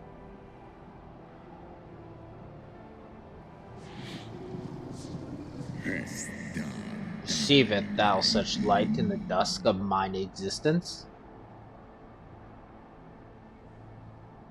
I do. If you claim I see falsely, then tell me, why did you consent to bear Rizel upon your back? Rizel, piteous, deluded Rizel, the child did lament her past sins and sought to balance the scales with her remaining days. It was her unquenchable passion, so alike to that of my beloved, which did spur me into flight. And for my own part, I would countenance no longer the hands of evil men to use my brood brother's eye for ill. So you do distinguish between those who acknowledge and repent their sins and those who perpetuate them. Interesting. It seems to me that you have not, in fact, lost faith in mankind as a whole. Rather, you weigh our respective merits by how we allow the past to influence our future. Spare me thine idle sophistry. Even were there a truth in thy reasoning, what of it? Wouldst thou have me slay my own sibling to save a city of mortals? Yeah, damn, Should we suffer ties of blood to bind our hands, then? Nay, if the crime is one of unconscionable evil, we must needs condemn it, even should the transgressor be our closest kin. When my father corrupted himself and his followers with the power of a primal, I beseeched the warrior of light to slay him, an act alike to patricide. That he did not die by my hand matters little. If anything, it heaps greater disgrace upon my name. But had my father not fallen, he would have drawn countless thousands into a holy war of hellish proportions, which I hold the greater crime. Thus did I order his execution, sparing the lives of my people and yours. Alas, your brother Worm now prepares to murder those whom I sought to spare. What is more, he has taken my comrade's body for his own. But if I must slay my dearest friend to defeat my direst foe, I will not flinch from my duty. Thou wouldst strike us down thy friend, and by example of thy righteousness persuade me to break my oath and kill my kindred?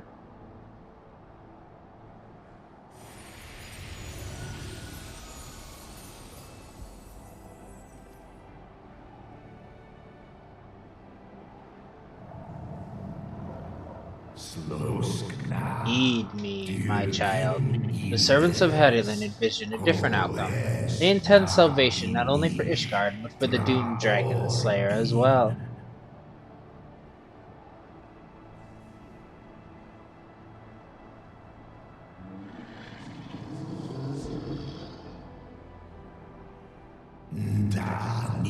Believest thou this shade in Nidhogg's return?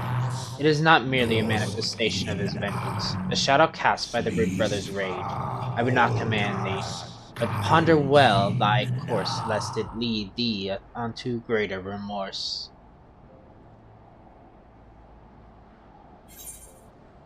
While this shade of vengeance remains, the future will ever be uncertain. Help us save our companion.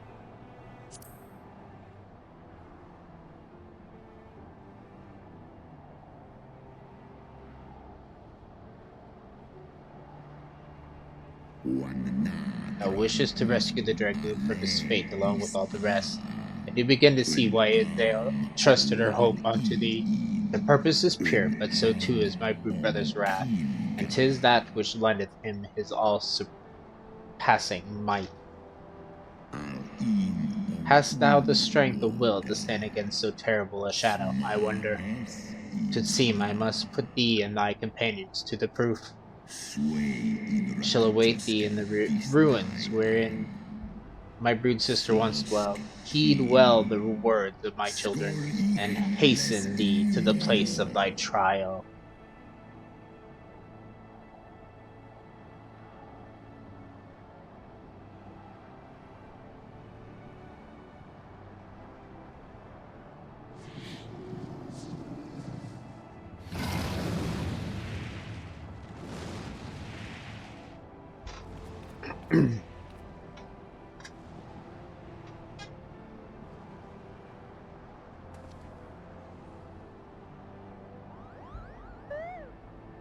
Koopa?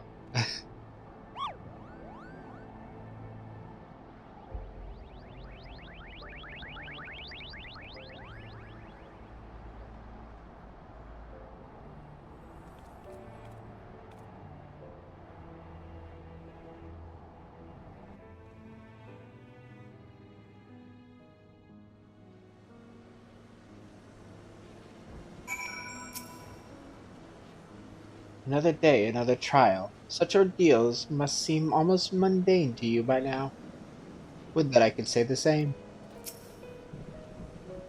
I believe I spied a wyvern landing just outside the palace. It is doubtless one of the children of whom Resvelgar spoke. Come, my friends, let us not keep our escort waiting.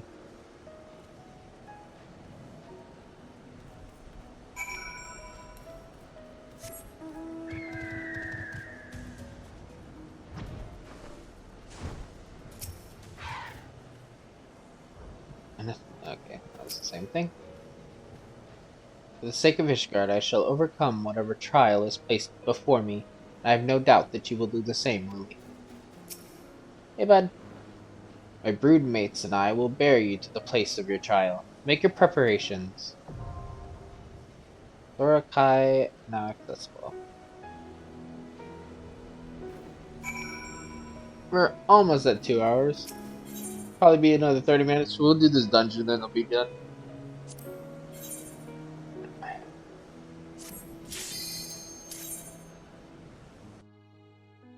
This will probably put us at about like 230, 240, considering cutscenes and whatever else, so.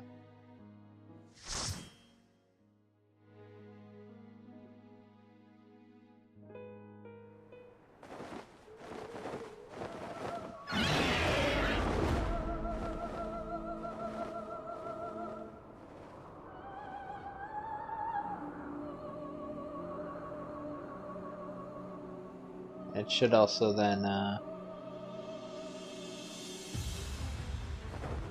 think, end us on a cliffhanger. I think if there's not anything in between anyway.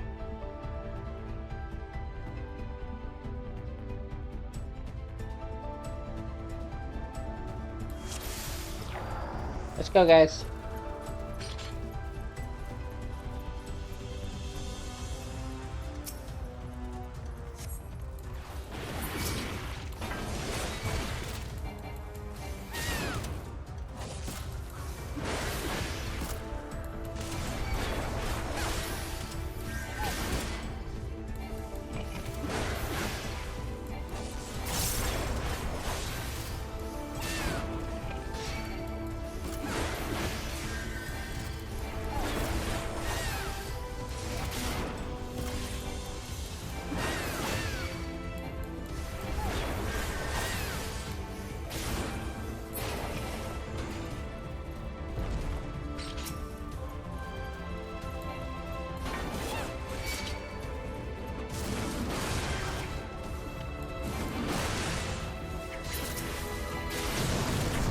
Yeah, you poisoned me. Oh, hello. No. Stay with me. Away with you!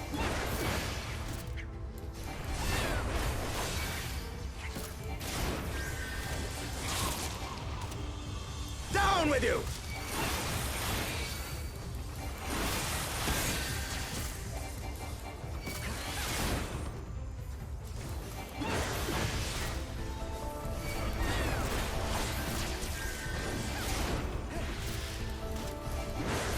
Come on.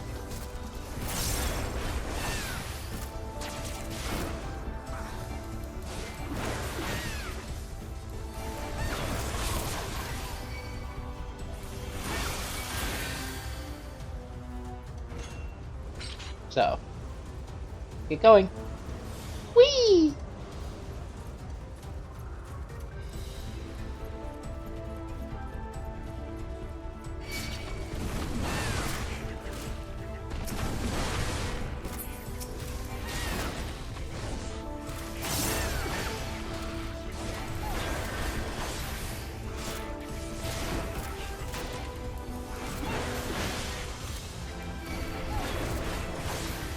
Away with you!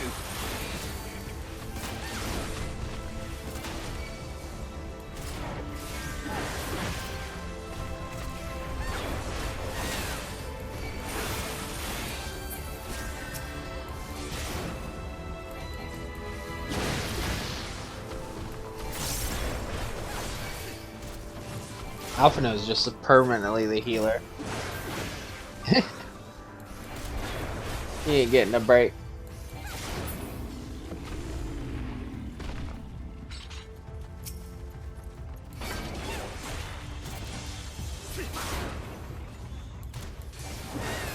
You underestimate me!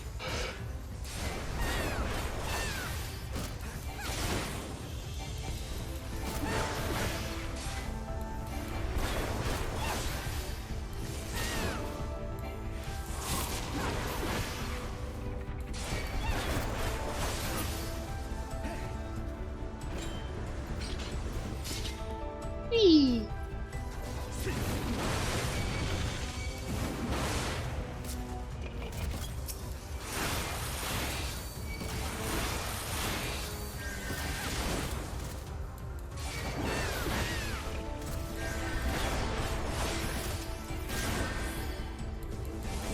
You underestimate me!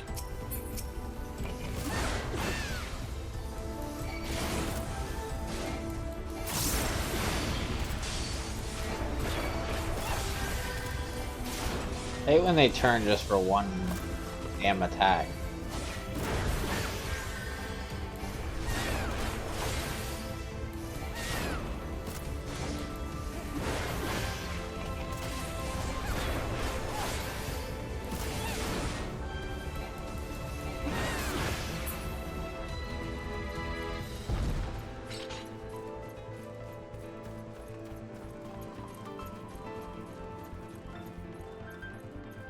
Muggling! Muggles are here. This is as far as you go, Lily. You and your ridiculous name won't make it past me, Kupo.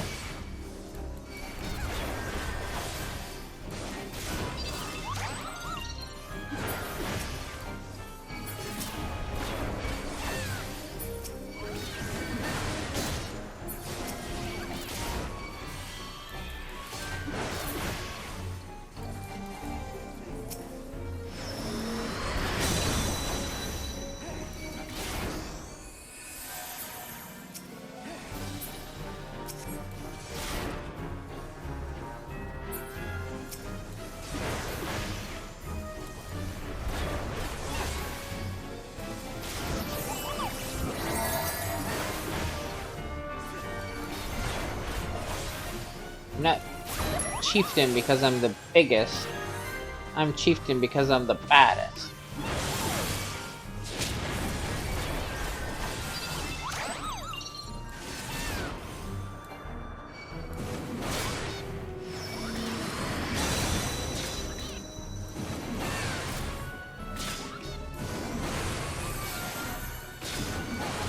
I have my pride.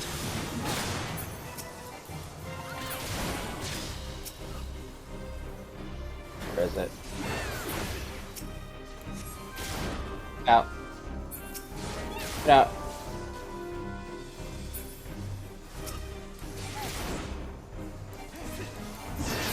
I'm pretty sure he revives them if they're in the circle at all. You already said that. You're not so the biggest baddest. I pray they aren't too badly hurt.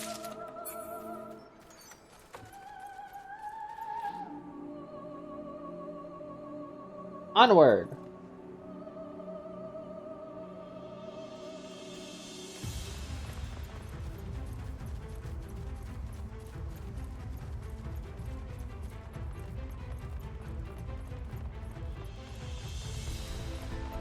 The air is rather thin this high up. It isn't a race, so let us pace ourselves. Yeah, but I have a YouTube video to not, you know, take forever with, so... We're not gonna intentionally go slow.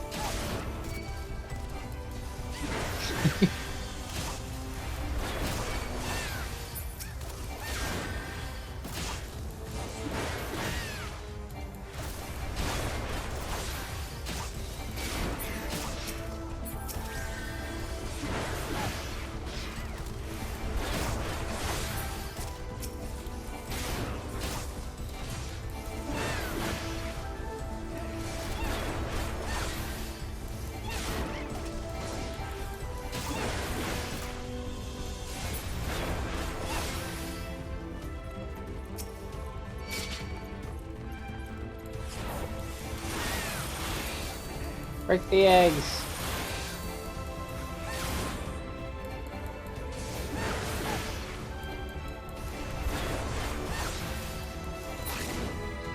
I don't think I've ever broken any of the eggs.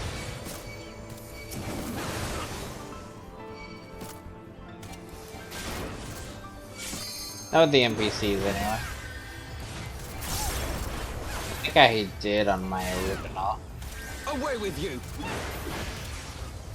But I'm not sure this was duty support. A lot of dungeons I played, I really don't think were duty support when I first started playing. Away with you! So I had to wait for queues and get real people to play with.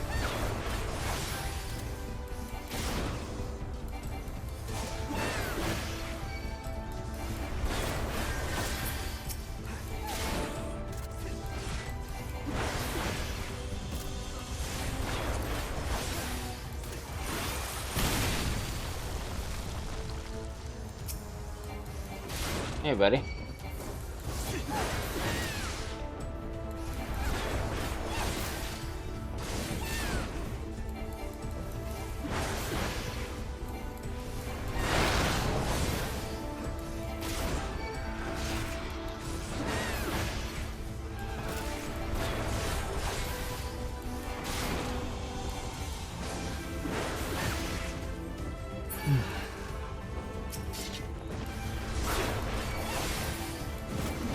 One of them's not aggroed on me. There we go. Sorry about that, Alphino.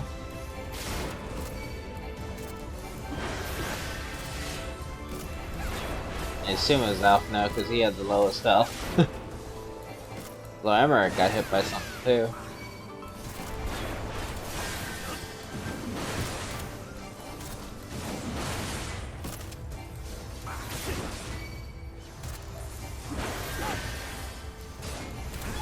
Down with you! Away with you!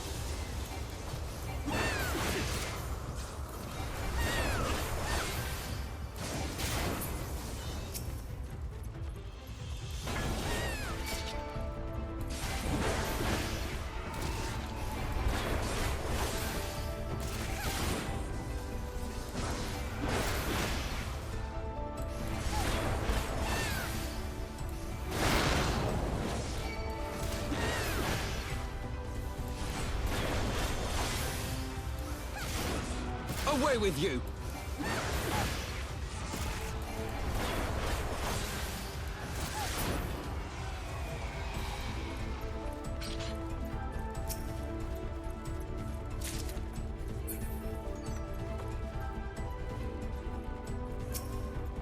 Hello.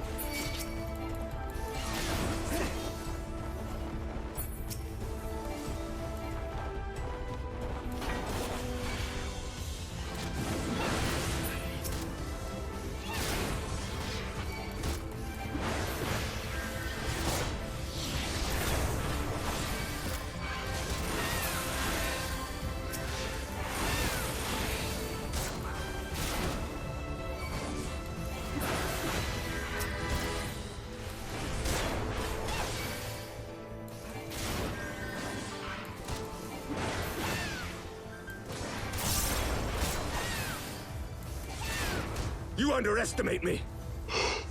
Get tired. I mean, it is 2 a.m. and I've been up. I don't know what it was when I recorded the first episode. 9 a.m. or something, so. Yeah, makes sense. Okay, this is the boss that I thought I was here.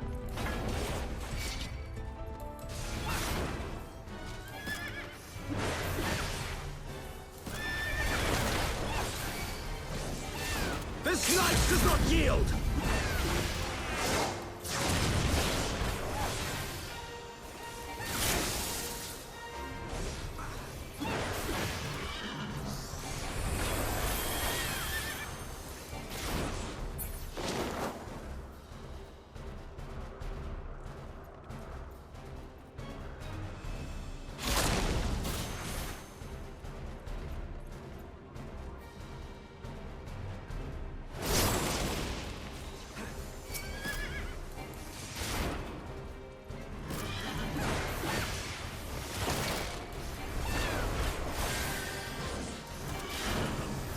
I have my pride.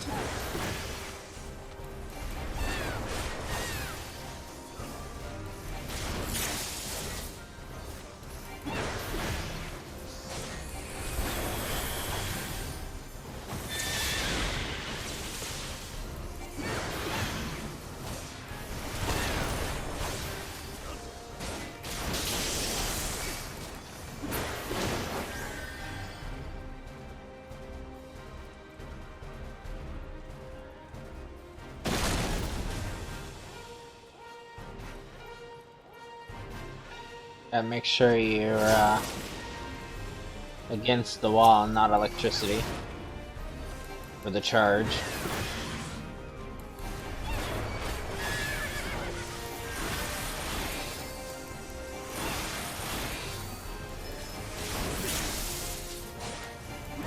For the house of Levier!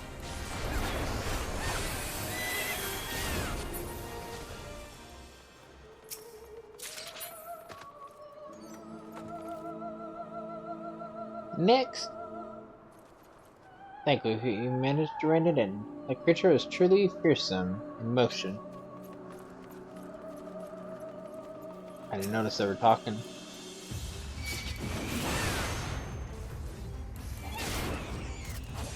We're raised vulgar broodling.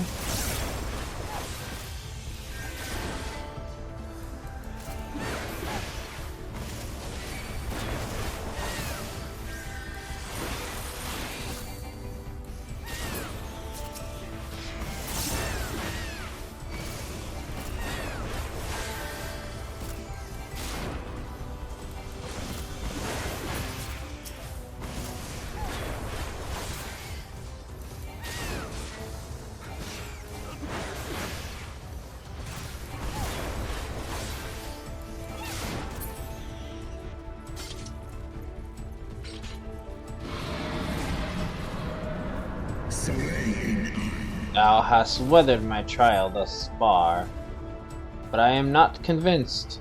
I will try thy limits.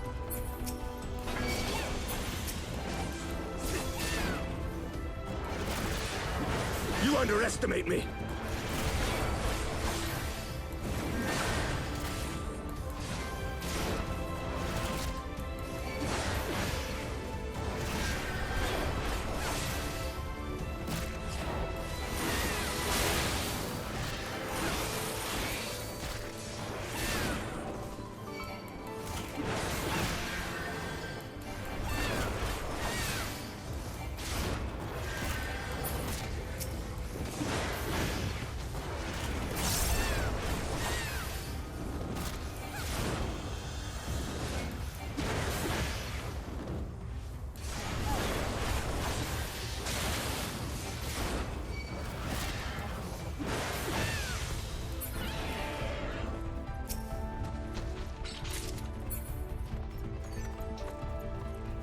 Let's go!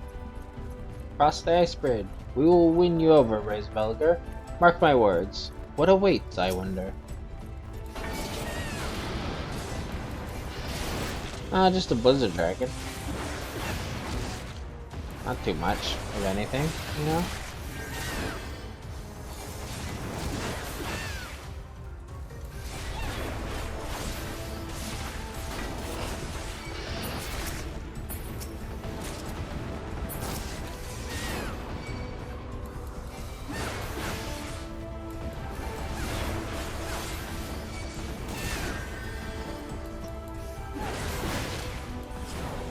Away with you!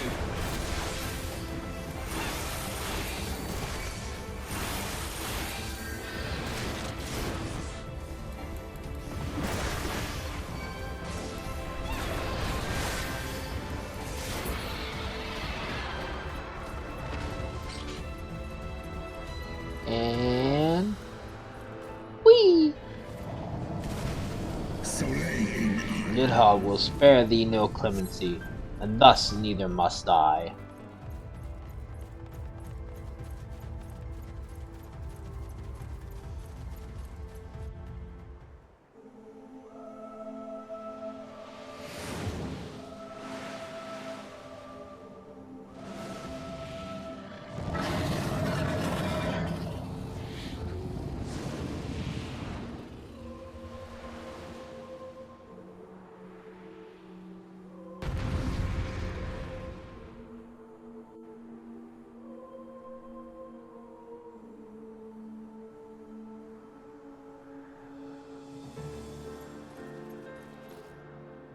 Let's go, Raise Vulgar.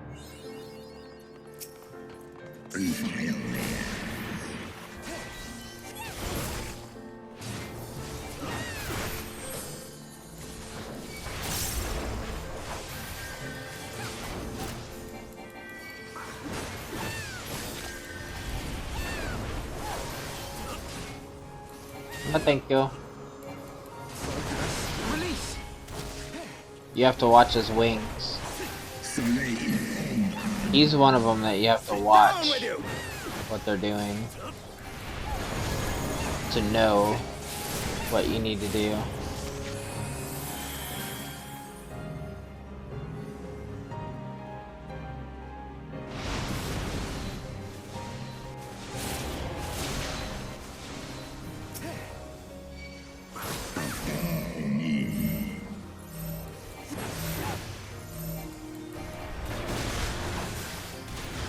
Oh, it's multi-pits.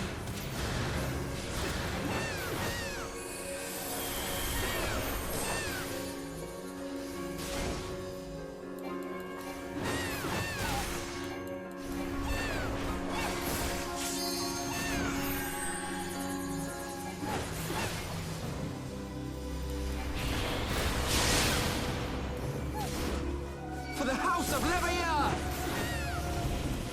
For the House of Lovecraft. Away with you!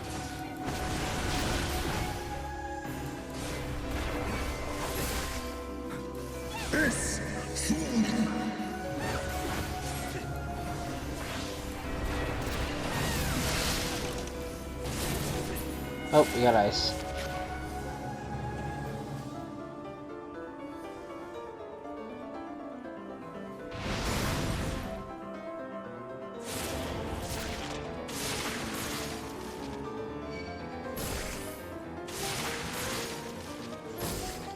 Oh, no, that's not good.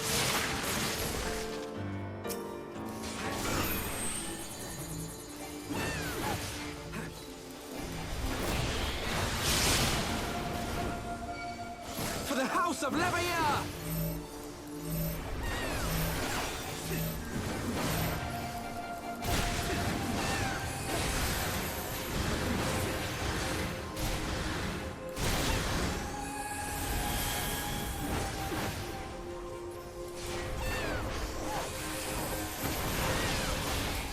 I have my pride. I resolve hath stood my scrutiny. Maybe there is hope to be had in one such as yourself, or such as thee.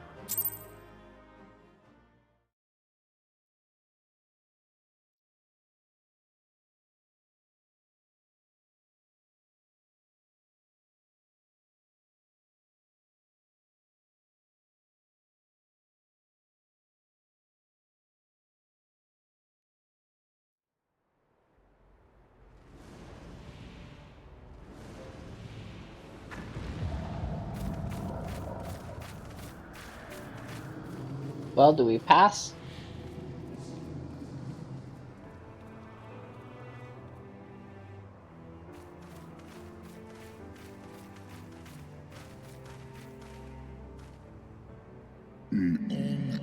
Even bereft of an eye, my brood brother was a fearsome foe indeed.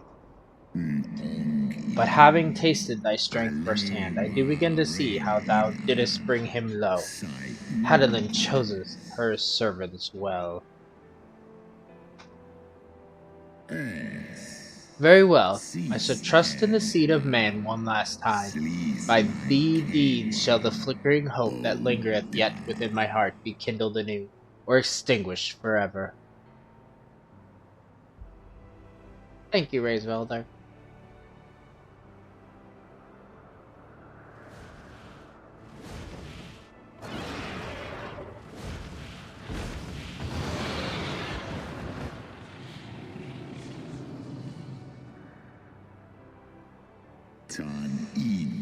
That you yet stand is ready proof of your determination, mortals. Let us fight as allies, then, and together banish my brood brother's vengeful shade on my oath. The wrath that once was Nidhogg shall meet its end.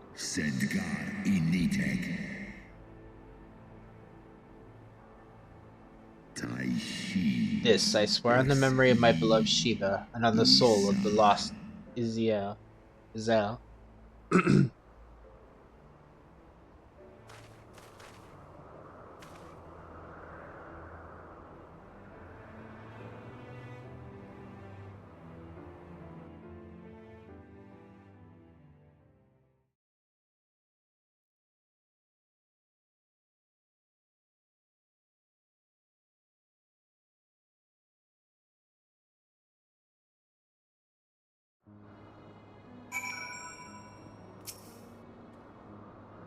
Countless times have I fought the minions of Nidhogg, but never did I imagine that I would one day face Raisvelger himself.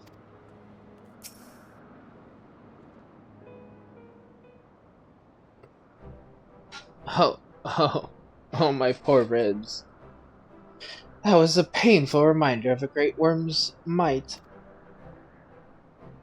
And had he truly meant us harm, we would not be standing here now. Plainly, his attempts were to teach. His onslaught forced me to recall my training about the speed of the dragon, his balance, his blind spots. It was, in short, a very thorough lesson. Hey, Moogles. Heard the little wiggles. Oh, Kupo, Lily. Let me begin by congratulating you on the completion of your trial. For one with a name more befitting a jester, you fight with the savagery of a rabid demon. Do you see how my wings are kinked?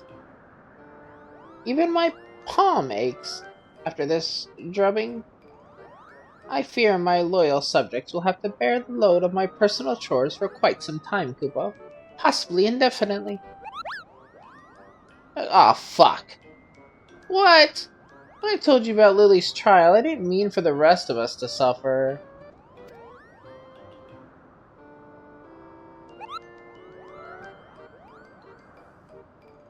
That's triple shifts for you, Malkan.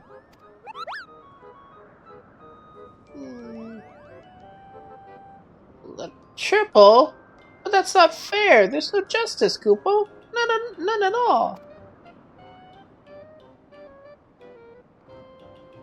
Oh, that's a Moogle for you.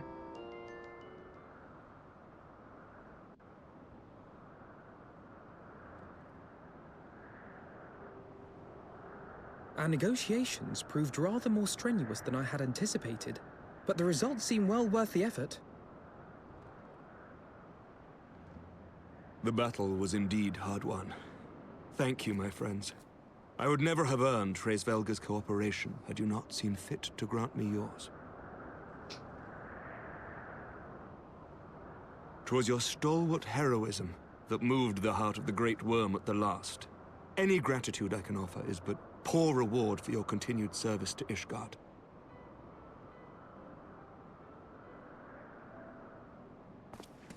'Twould seem our final reckoning with the dread worm is at hand.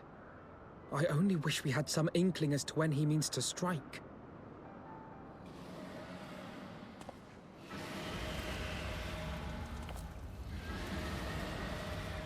There's that possible cliffhanger.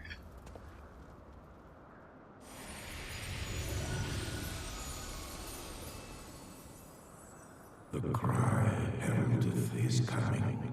Nidhogg's shade hath taken wing. It has begun. We must away to Ishgard.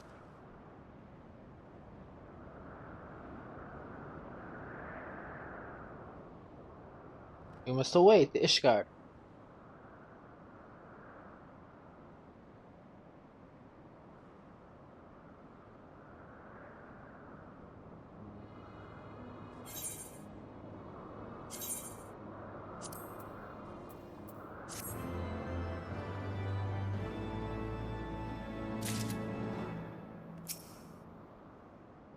I pray we are not too late. An end to the song.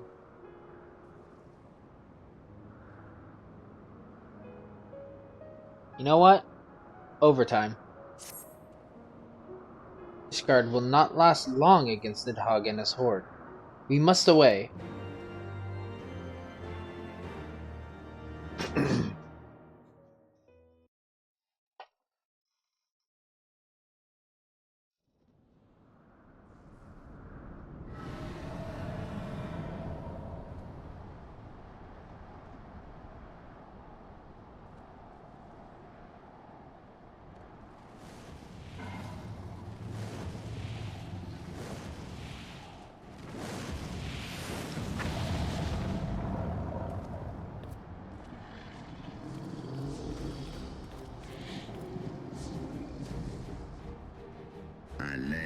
Know you then what this roar portendeth? Aye. I must return to my city without delay. Then we shall lend you our wings. Let us meet with Nidhogg on the field of battle, and together bring an end to his wrathful song.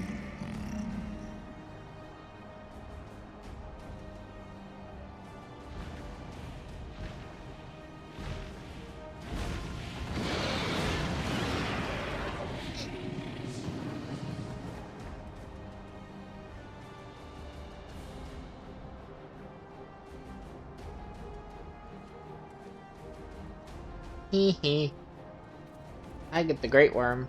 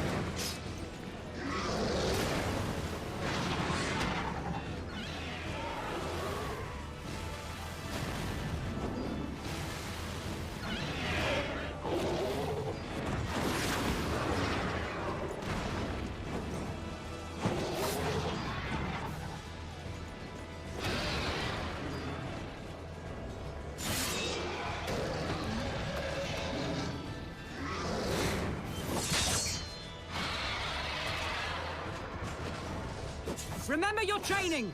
We hold fast until the Lord Commander returns.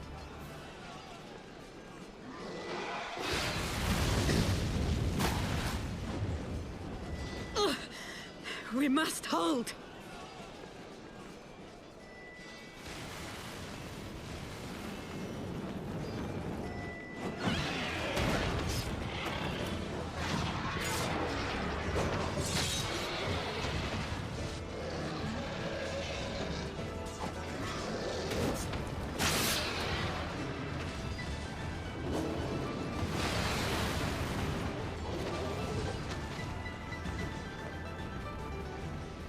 They're hell of a knights.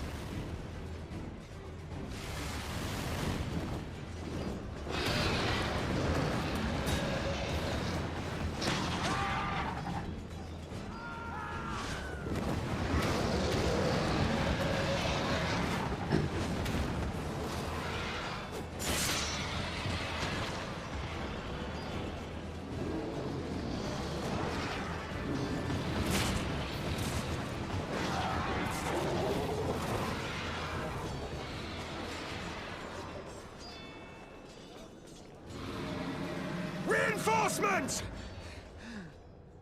By the Fury, that one is the size of Nidhogg.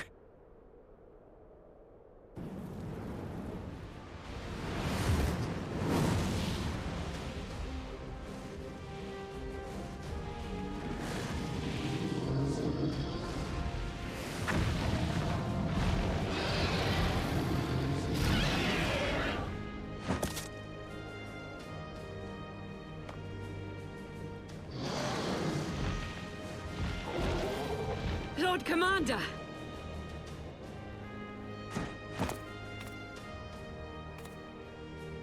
You are late, Warrior of Light. Sorry. I brought Red Velgar with me though.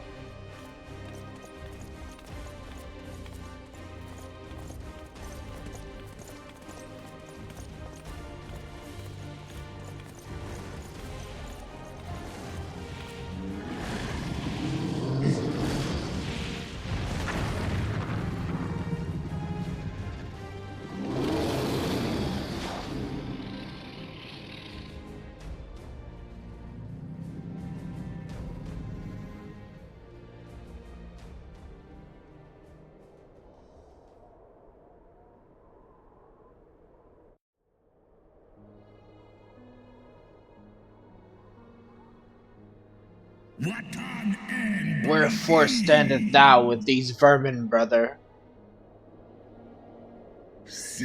Abandon this war, Shade.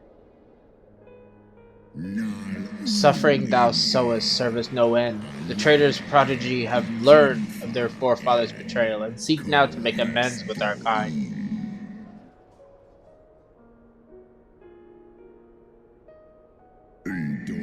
Never shall our grief be assuaged, nor our loss forgotten, but reconciliation may yet halt the spread of this plague of enmity. Forsake thy vengeance and be at peace.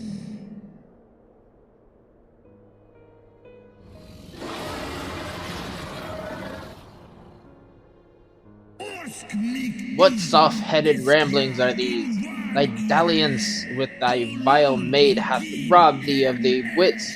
Mayhap her cloying perfume hath made thee forget the... Damn it, he speaks faster than I can. How darest speak thus of my beloved?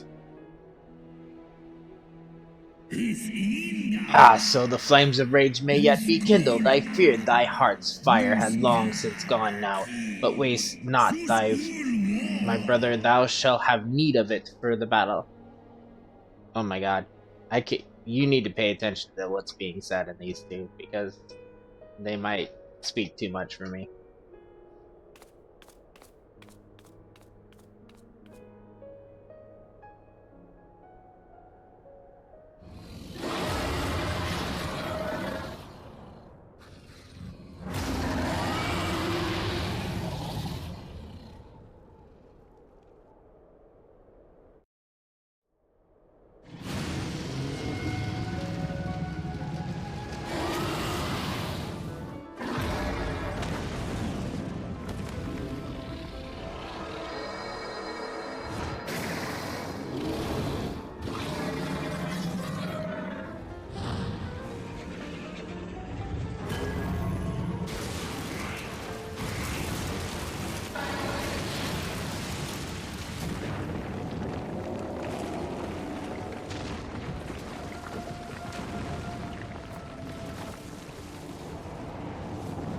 Holy shit.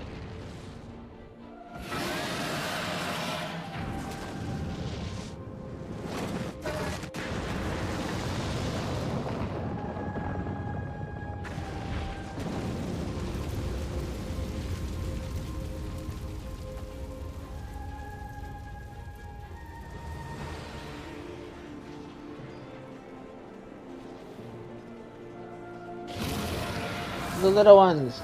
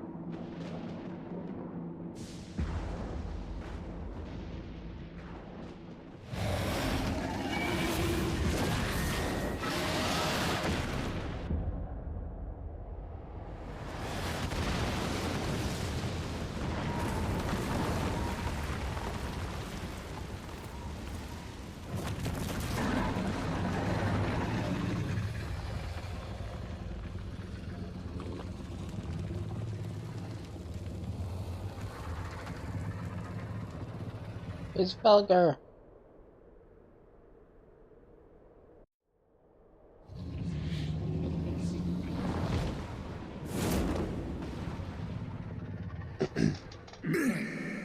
Yeah. Thou art weak, raised Velgar, a slithering worm who fawneth on the vermin who should rightfully be his prey. For 1,000 years have I fought without cease, and thou didst think to prevail against me?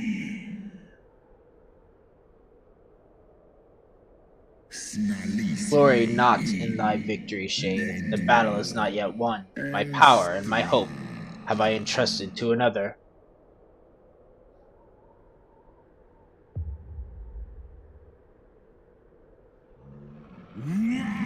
Thine eye! What hast thou done?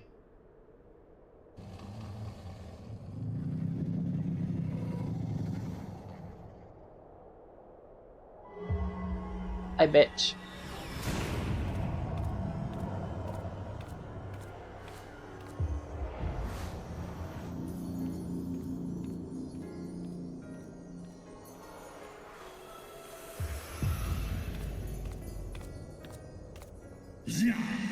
Fool! Thou wouldst trust a mortal with thy strength?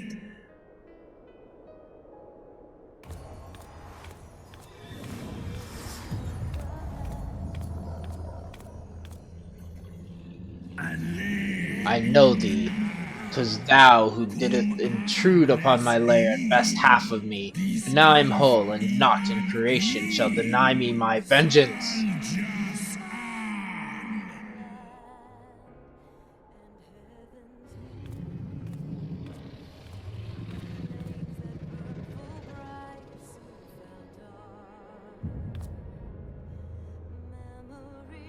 Watch me, bitch.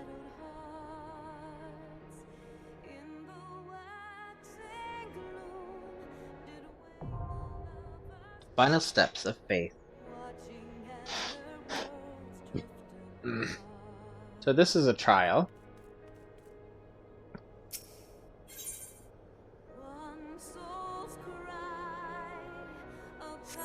What is my animal at actually? Oh, I'm above. Okay, so let's do the typical. Time to cover it up. This is a player one. I don't remember everything to do with this.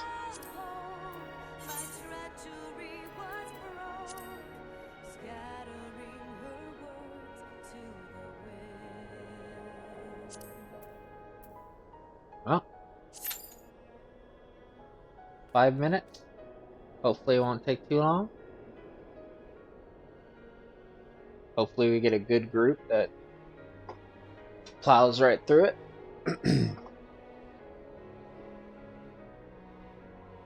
But due to this being a long video in general, I am going to pause this until I hear the ting. So I will be right back.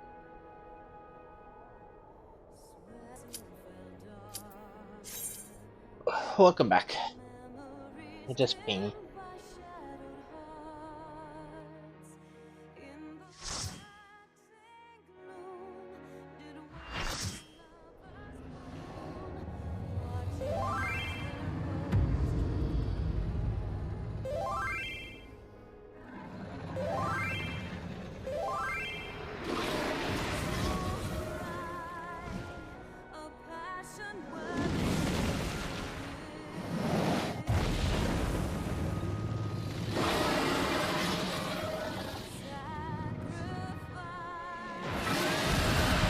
And the tank's a warrior too.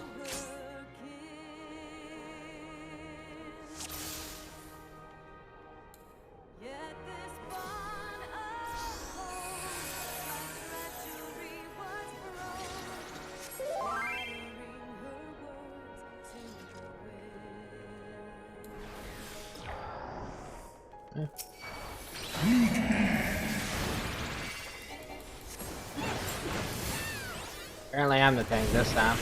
He's like, you got this one, pal.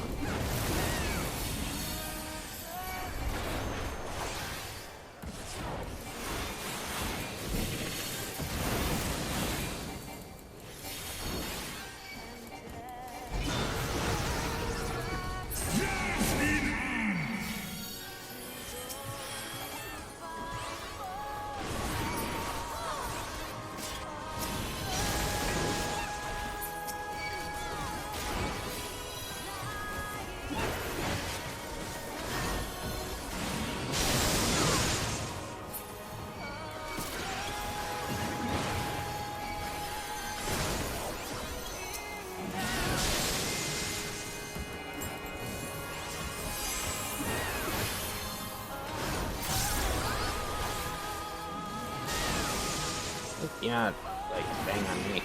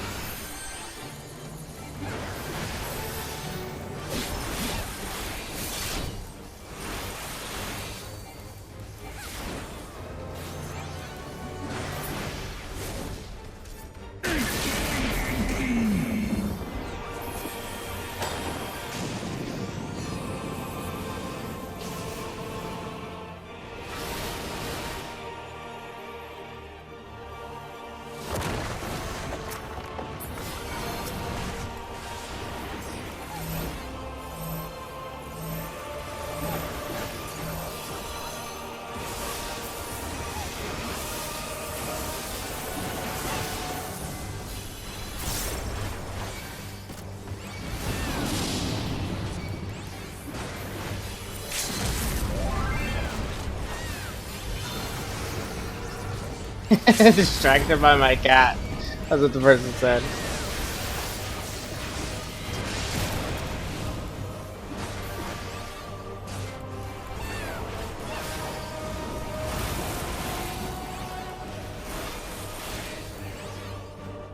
Hey, let's go.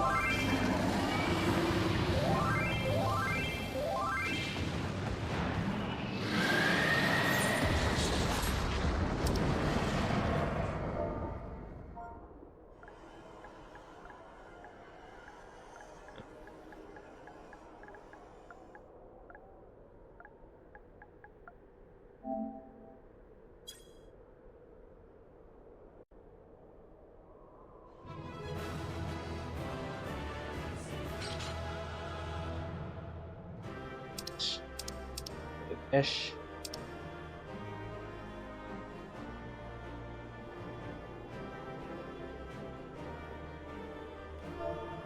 I kind of like that. They let me be the main tank, and it wasn't so bad.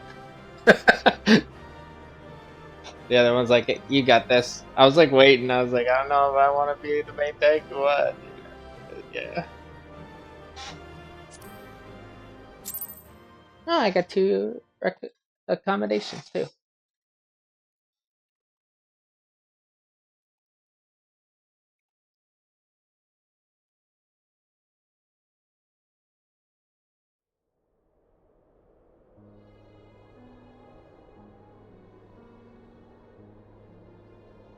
Estinian!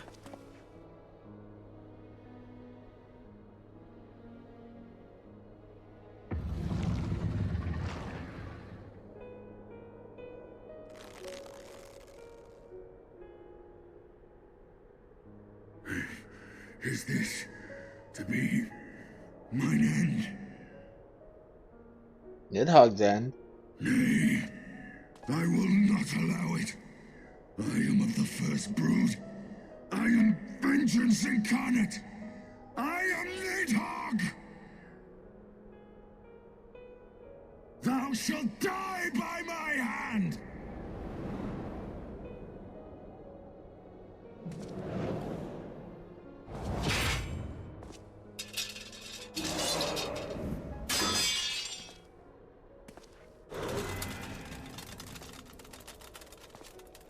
This is not your hand, worm!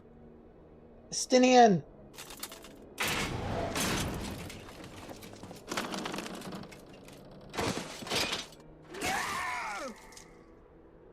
Thou wilt obey!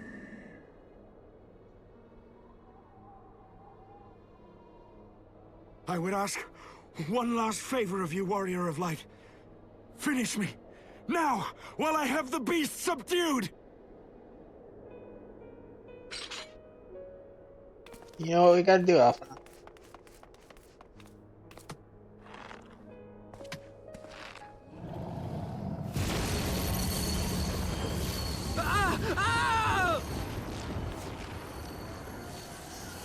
You waste your time.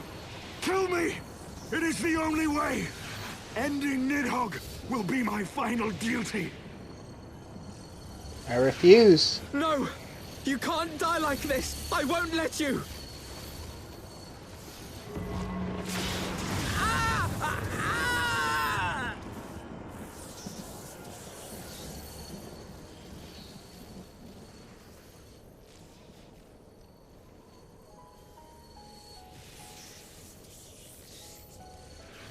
Hell.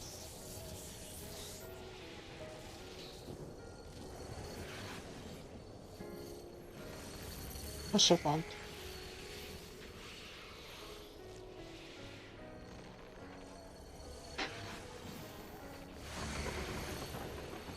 We got this, Alpha now.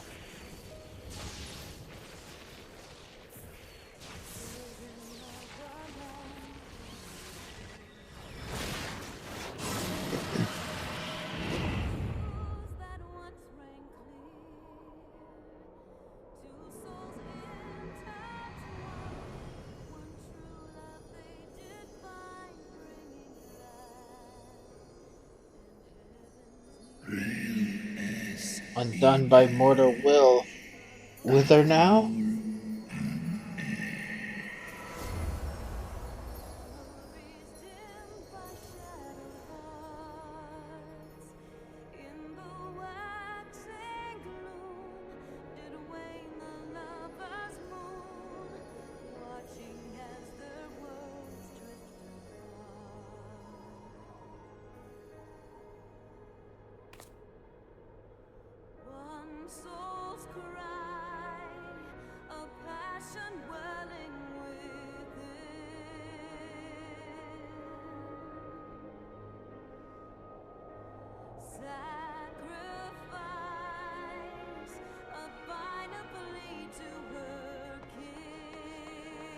eyes! Cast them into the abyss!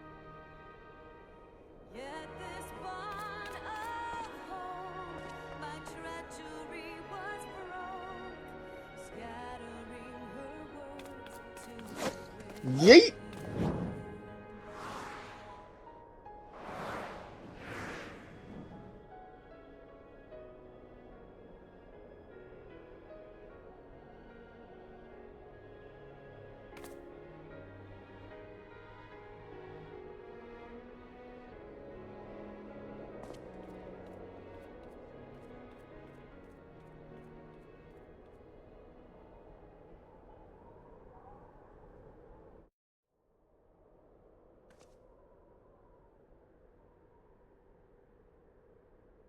He lives.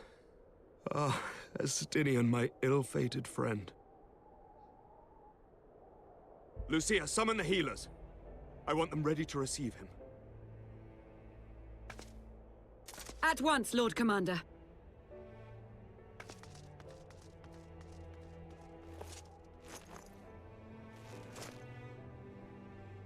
Allow me to do this much, at least.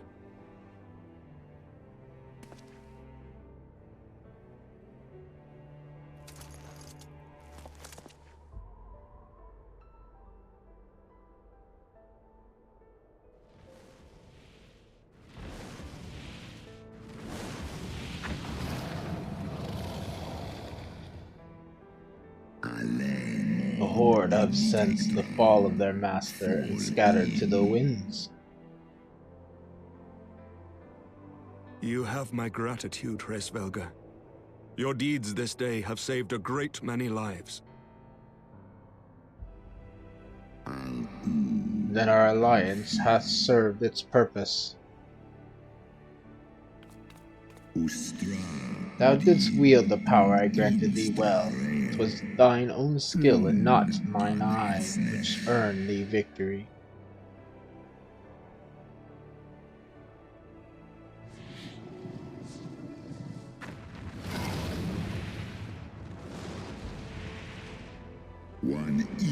I wish thy companion a swift recovery. Fare you well, children of man.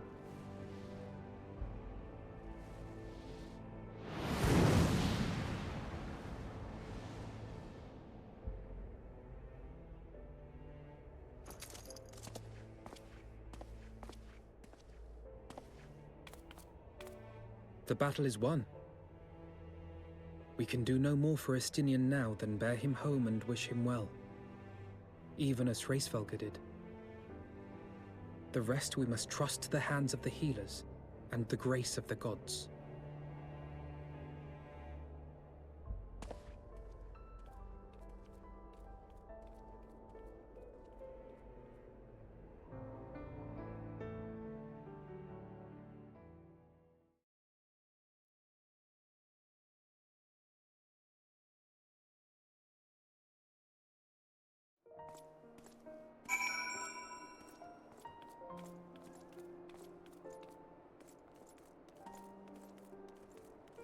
So, I could do the next cutscene and stuff, but that was overboard and I knew that was where we were going to be, so let's end that here.